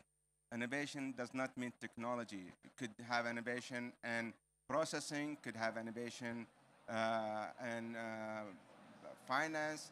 It's ideas that we need to get to be alive. In IT, for example, in technology, of course, collaboration is very important because we are getting, you know, experts from outside. We are getting knowledge from outside. At the same time, it's helping us in delivering a new technology with all the resources that we are getting from outside. So, and it's part of the innovation development and deployment, which, you know, with that collaboration, it makes it faster for any innovation to be developed and deployed, and it's very essential for us. I'll give a quick perspective from me. You know, the collaboration obviously has been driving business success for thousands of years, right? That's not new. One of the things that's changed dramatically, though, is now 80% of a business's critical, you know, mission-critical data lives outside of its four walls. And when you think about that, it means that differentiating, competing effectively, really operating in the modern world means solving for that, you know, for that problem. And so collaboration at a business level is increasingly about collaboration and success at a data level, right? And that's one of the things that kind of brought me to this space, right? And obviously has kind of been, you know, part and parcel of what we've been working on and partnering with together here. So, you know, that's what we've really been driving to help enable businesses, you know, through that notion of data as a driver for collaboration and ultimately for innovation. Hi, how are you? So let me concentrate on more than on the maritime sector. So I don't think like I can't believe how in the previously they used to work without collaboration. Especially now, all the systems are integrated with each other. So basically, we're talking about collaboration. We're talking about collaboration with all stakeholders, with customs, with port authorities, with the shipping line.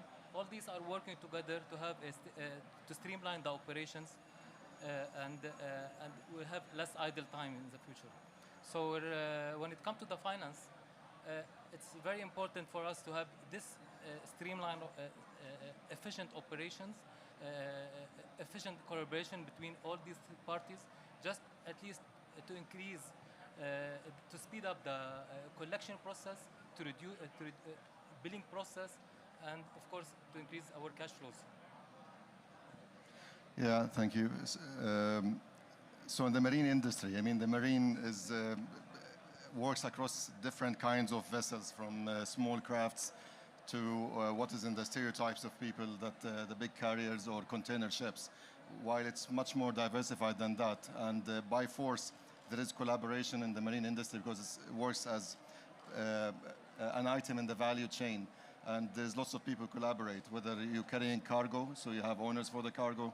You need to call a port, so you need to coordinate with the port. There are agents in the value chain. So collaboration is there, and but competition is there as well. So the trust factor of that collaboration need to be embedded in the formula. But of course, there is lots of advancement. As Amr said, how historically it was work on a paper-based, and while today we're just moving volumes and very sophisticated supply chains, and still it's work, with all its hiccups, of course. Very, very interesting. So let's getting into a bit details now. How like your organizations like Milaha, Q Terminals, how your organizations have leveraged collaboration efforts like to drive the digital transformations in your industry? Because generally this is the industry is a bit like slow in the digitalization adoption, digitalization curve. What are your experiences and how are you now seeing the trends start like picking up in your industry? Marine industry is very complex and it's related to every aspect of life. Okay?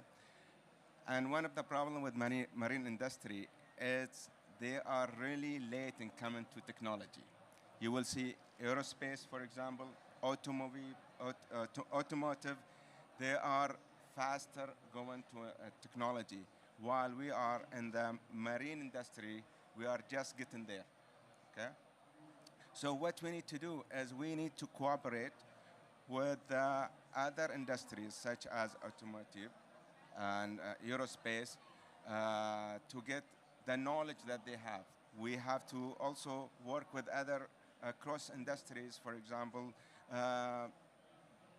companies that they are good in processes, okay, the ISOs, and those are, once we cooperate with them, we get to have more knowledge, and we will have an innovation part developed faster, and you know, which will help us in industry with efficiency and with resilience. Very interesting. Do you have any take on this? Yeah. So when we were talking about port operators, so collaboration assists us in like having utilize our technology, integrated technology in all our operating systems. So basically now all our systems are integrated together with customs, with the port authorities, and some of the shipping lines. So basically this is will literally smooth our operations, reduce conjunctions in the port, and eventually, I'm a finance guy, so eventually this is always will reduce cost. Eventually, it's always reflect on costs. Yeah, just to start in the maritime industry, I mean, it's quite fragmented. This is something we should begin with. All collaborate to get delivery of a project, whether it's product or a platform, or it's highly litigious industry. There's lots of standards that governing it, being marine standards, maritime laws, oil and gas standards, depending on what sector you operate in. And that force the level of collaboration to come closer between the parties delivering a certain product or project. But that does not mean an industry-wide collaboration. So for every project, it has its own specifics, its own collaboration requirement. And we might require to do interfaces, project-based interfaces, just to get it delivered. But there is high competition as well between players, thin margins, quite volatile. So that all works against getting that form of collaboration between the players. but it's done by force, by industry standards, because everybody has a piece to play in getting delivery of the bigger product. So it's like some very important keywords that I could pick from Mr. Jasim, Mr. Rami, and Mr. Muhammad. It's like you talked about standards, you talked about like how you could actually get also inspired from other industries which are like quite advanced. So that's like the good segue to the next question. And also like probably like a message to also like if there are audience, if they're thinking like they're from aerospace, oh, why am I here? So it's a sort of like, let's send the message. So how you think like the marine industry often intersects with other sectors, and how you think like even any solutions that are coming from outside of your industry, and how they can actually still collaborate with you, how they can play a role with you to start like seeing what works in their sectors and how they can bring to your sector. And in fact, like it's a question for all and even like a team, where like you started like your solution not from this sector, now actually like you started like now thinking into the marine sector, which was not in something like you planned when you started your company. So it's like good to understand like how do like enterprises should think, learning from other industries, and also how do entrepreneurs, how do solution providers start approaching to the other industries which are not something like the markets that you are currently serving. Okay, again, collaboration has to be not in the same industry. It has to be also across industries. For example, now we have technology. Technology industry is helping the maritime industry with all the technology that they have with blockchain, with open platforms, which is helping in easing and more efficiency for the maritime industry, especially in the area where blockchain is there. There is a lot of opportunity for cross functions, cross-industry collaboration, you know, because you will have your security and you will have share of data. So, and again, technology is available to, you know, to share with all the cross industries. I'll give you a perspective from a platform company. There are three things that durably cross these industry boundaries, right? People, payments, and goods. And no matter what industry you're in, those things always and inevitably flow across companies, across sectors, across industries, you know, like it or not, right? I mean, that's sort of the nature of the beast. Even something as simple as, you know, I'm going to fly home on Qatar Airlines on Sunday, but getting through that journey, you know, there's the food service provider that's going to make the food, and then I need capacity to go through security, I need to call an Uber, and so on and so on. Probably hundreds of companies are going to be involved in actually helping me succeed at that journey. So this cross-industry collaboration is not just desirable, but inevitable, because if we want to improve the customer experience, decrease the cost of, you know, of the flow of goods, make sure that payments are secure and protected, then we have no choice but to ultimately make sure that those things are done in a collaborative, connected way, and obviously one that is also increasingly technically automated at the, you know, at that level. And we'll talk some more about the tech here, but it's one of the reasons why that automation and some of the solutions surrounding it, I think, are so important to what we're trying to drive, you know, not just in this industry, but in many others. And as you say, it's, you know, we've seen that now in a lot of sectors. Yes. Yeah. So let me talk about the port in general. So basically, as you know, the port is the backbone of every industry, right? And having an efficient collaboration, this will will lead to stable our performance and efficient operations.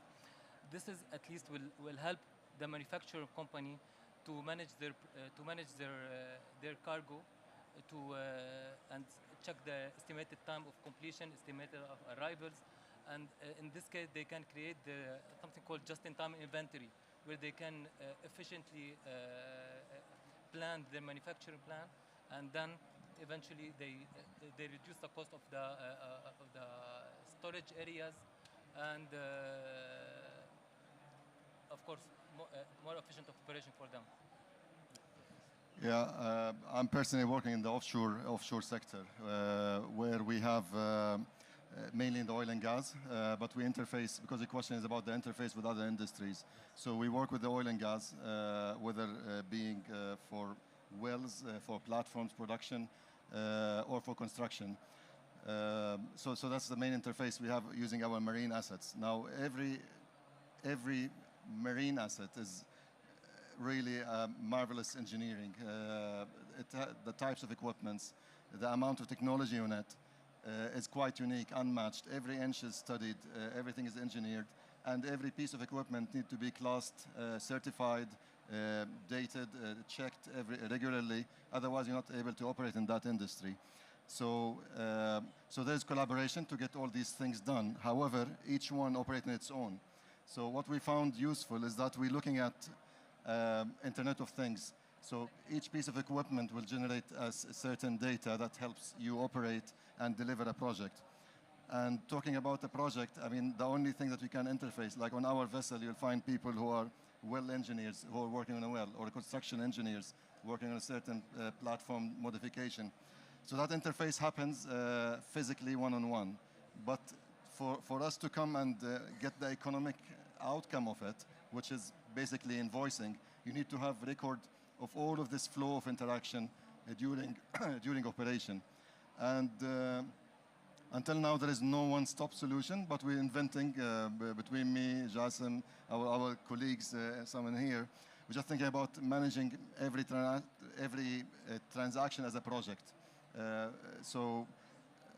That's as maximum so far that we found that you can, because each system stands alone. Even EDIs in this industry, there's the electronic digital interface between equipments, even between systems, is lacking, at least as to my knowledge. Those who are more technically involved, they can correct me in here. So these are the challenges. EDIs are not like that. There's no setup for collaboration. You just collaborate by force to deliver a project. So very, very interesting. Maybe a question to you, Tim. I mean, we hear a lot about blockchain, Bitcoin, and whenever we hear this word, we always feel that this is something related to the fintech. But throw some light, what's like role of this blockchain, and what is the impact that it can create into the industry like this in maritime? Is it like just like adaptation of a new tech, or like this tech itself like can bring collaboration by design among all the entities?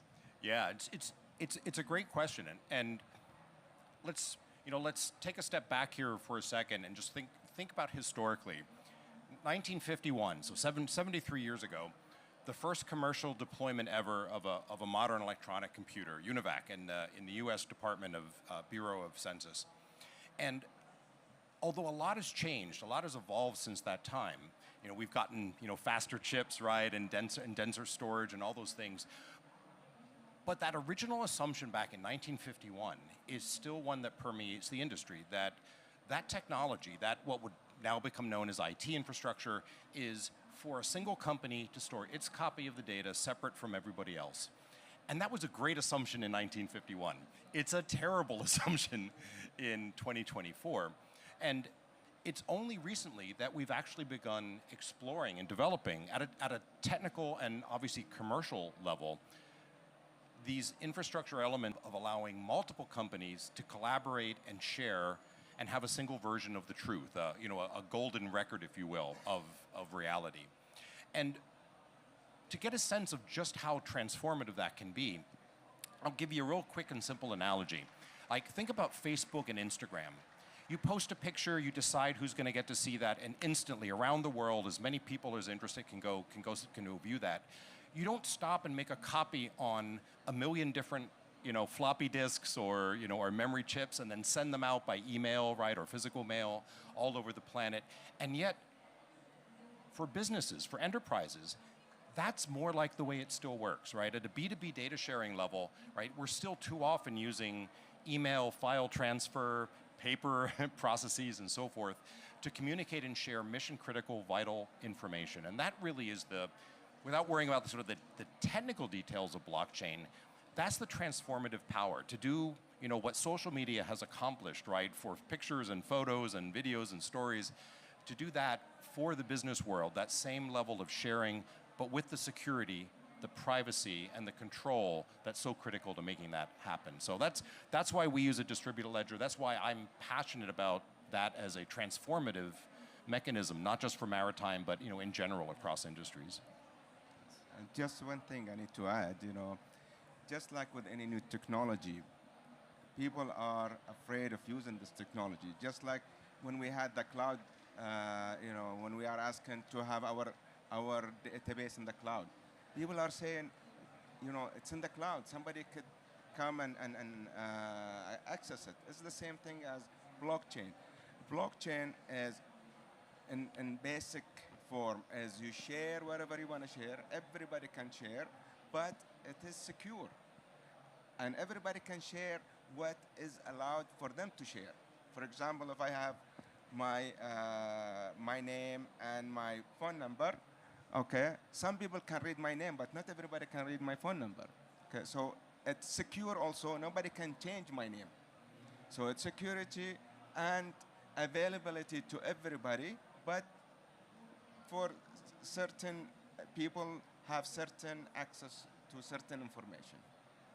Wonderful. So we talked about collaboration across industries. We talked about imitating and inspiring from other industries to innovate. So a question to all, how do you see we hear these buzzwords, we hear the digital foundation technologies, we talked about IoT, blockchain, we hear about AI. How you see the role of all these technologies coming together, getting integrated, adapting a combination of all these technologies coming together, and how it can impact in your industries in terms of efficiency, safety, or even how you think when all these technologies come together, whether you start thinking about creating new business models which were not even possible without using this such tech.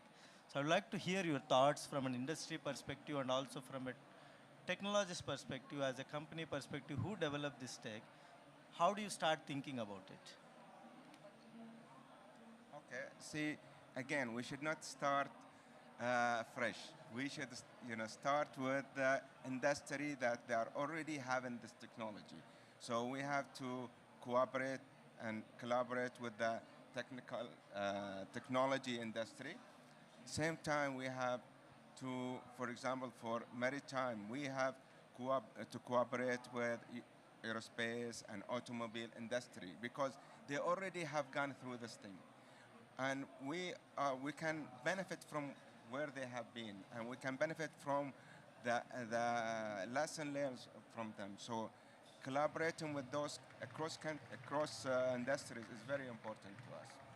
And we will take it from there. Where they reach, we will take it. And, we don't want to reinvent the wheel again. I'll give you a little bit of a startup perspective on that, especially from an innovation driver. I always tell people it's a three-legged stool. You've got to have three things there to make this work.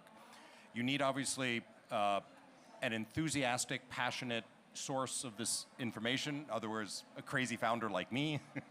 You need a funding agency with not just the funds, but with the wherewithal to understand what they're trying to drive, kind of building that portfolio, right? So an organization like QRDI. And then the one that people so often forget is you need an innovative commercial opportunity. You need someone like a Malaha in this case, right? Who's hungry and thirsty for that innovation, who's willing to help with that adoption and serves as both a design partner and an entree for that commercial activity. And without that third leg of the stool, right, these ideas will just kind of die a-borning, right? They don't actually go anywhere. And so that's why I think having all three of these reflected here, one of the reasons I'm up on the stage, obviously, thanks to both of those organizations, it's critical, and you see this all over the world, right? And one of the things that's been very exciting, even just being at the Web Summit here, right? Seeing that combination of all three elements coming together here. So I think that piece is, at least from my perspective, is part of what drives that innovative outcome. Wonderful. So when we're talking about collaboration and integrations, it's for me or for the port industry, let's say it's very good because basically it's have a positive feedback on the environment, on the customer relation. It's always positively affecting them in a certain way. Like in the port industry, we have these systems that we're following, like called, like for example, PCS. Previously, the shipping line or customers, they used to have to go to the port, finalize, do the clearance, pay their dues, and do all these steps, and like waste the full day for this. Now with this PCS system, everybody's like sitting in their office, they're booking their vehicles, their vessels, and plus they're paying their dues, and while they're sitting at home. We have this, which is called the PMIS system, where the vessel can track their cargo. They can update their ETA. Plus, this system is integrated with our port operations, and they can access and check when their cargo will be completed, so they can know their ETA. So as I said before, this will all help them to have better planning for the manufacture process. And plus, we're talking about also this all reduce paperless. It will be a paperless environment, so it's always effective. Oh, sorry. Yeah. Finish. I will just do it quick. I'm not going to add a lot to what my colleagues said. I believe the outcome is we all confirm there's lots of automation in the industry that happened. My own take that on your question, how can this all come together? If you're alluding that there would be off-the-shelf system that combine all of this together, I don't see the application of that, because for every kind of activity that you do in the marine, apart from container shipping that became quite predictive, container shipping or cargo shipping, everything else is niche, is tailor-made, tailor project. We use AI ourselves, for example, in a basic things like cruise, deciding the pathway for the vessel that the vessel should take, depending on the wind condition, and so to reduce emission or reduce fuel. So that's all. These all scattered systems, they're all available. I mean, we're a highly automated industry, but putting them together and expecting that we'll have one-stop solution, I don't see this happening. I have one comment on what Tim said about the distributed ledger for using blockchain in this space. Because there was precedent for, again, I'm just saying it, I discussed it before the meeting, TradeLens as a platform that was planned to become the next Sabre for, just like the airline industry up to date, they still use the Sabre as a backbone, like Swift. They try to do the same for the shipping industry, Maersk and IBM, and it failed because of lack of collaboration. So that's the excuse that was given, but this requires lots of more studies to understand the root causes of this failure or abandonment of the project, because that is the future of blockchain, as you mentioned, the distributed ledger. Wonderful. So, I mean, just moving, spreading the wings, not only just like to the digital, considering from the different roles and the different hats that you are all wearing, how do you envision the future of innovation and importance of it, especially in this industry, which is not known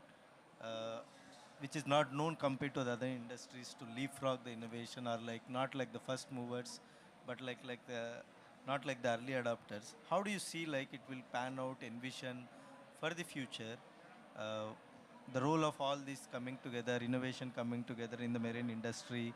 We have like some kind of an external trends. We have needs for efficiency. We have needs for like sustainability. How do you see like particularly in terms of like role of collaboration, role of partnerships with different sectors that are required, thinking from now where the future we are heading in the marine industry? Yeah, I think it's going to be the standard. You know, you are going to work with different sectors, and it's going to be the standard because, you know, especially with the maritime industry, it's involved in every aspect of life. You know, especially in when it comes to ports, when it comes to logistics. So every little things that we do with ports, it's gonna be reflected in the marine industry. Logistics, it will be reflected in marine industry. Transportation will be reflected in marine industry. This is why I think it is going to be a standard. You know, every industry, or especially for maritime and industry, it will be a standard to collaborate with all the other different industries.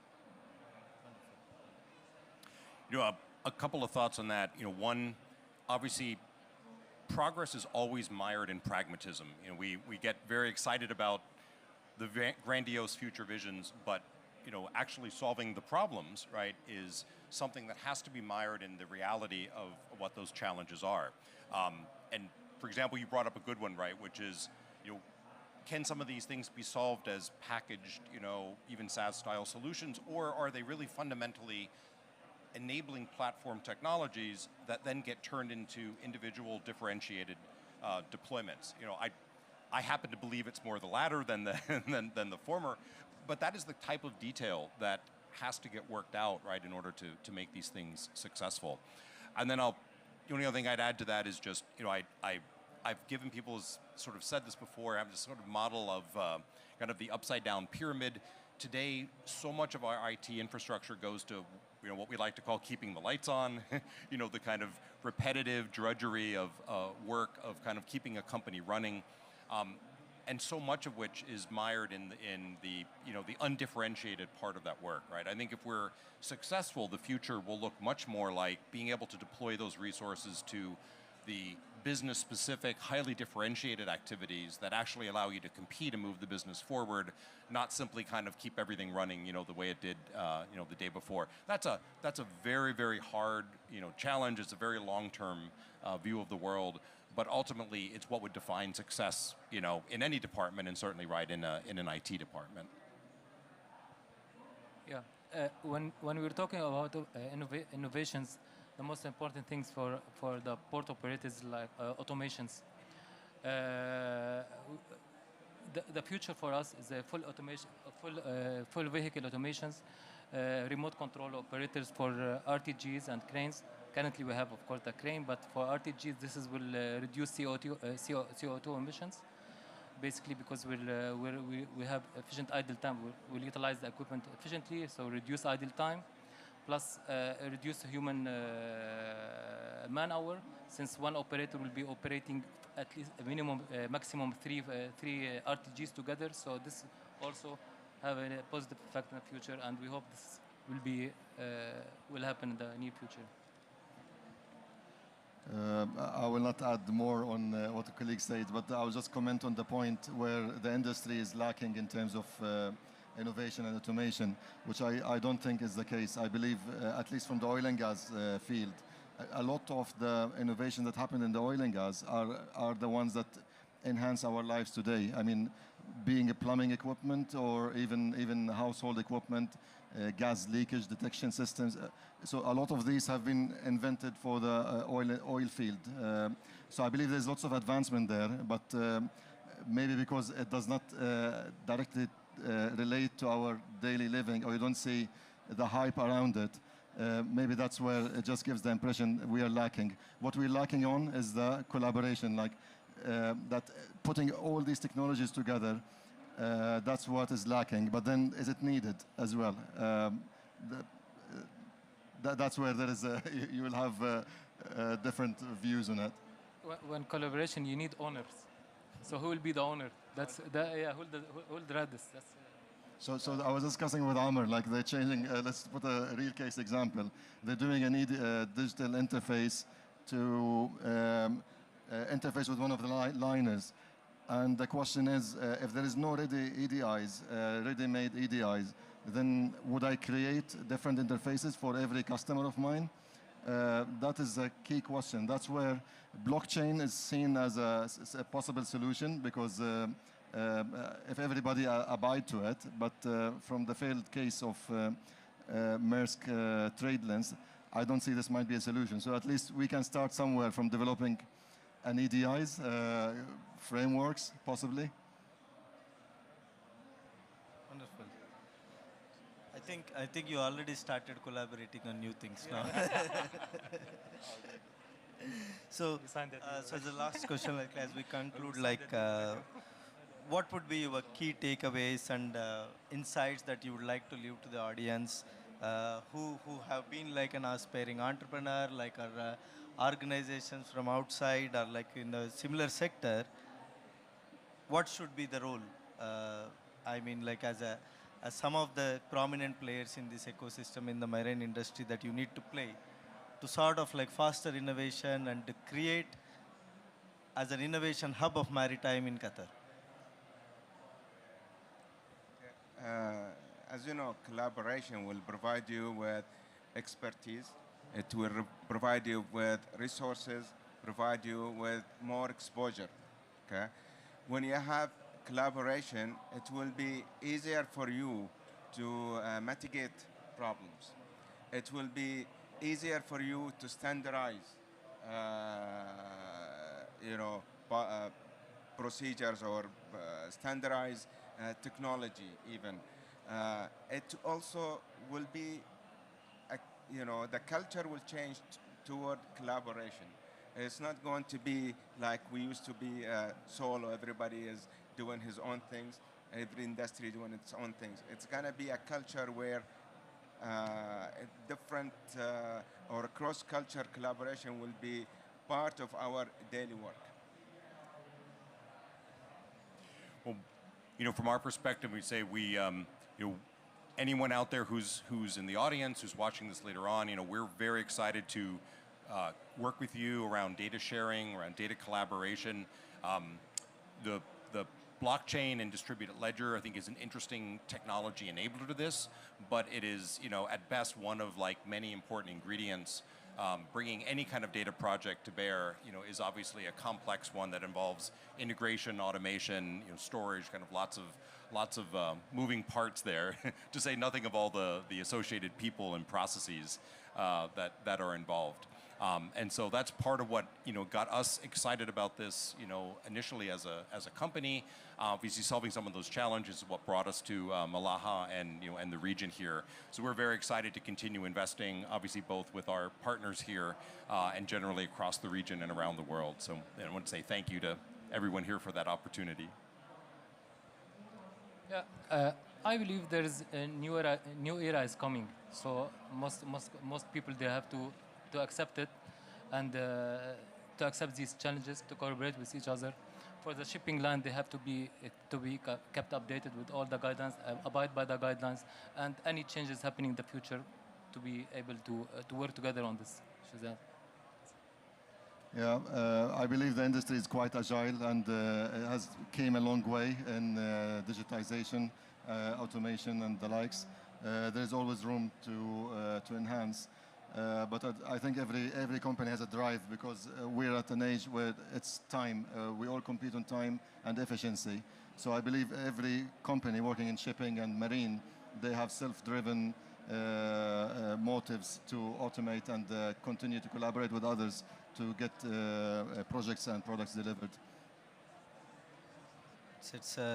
It's wonderful to see. I think we're talking about the collaboration. We're talking about bringing ecosystem in the Web Summit 1 in Qatar, and I hope like by Web Summit 2, 3, we really talk about what kind of value we created, and also like, I mean, let's see like not only just see Qatar as a exporter of the energy, we can even export innovation.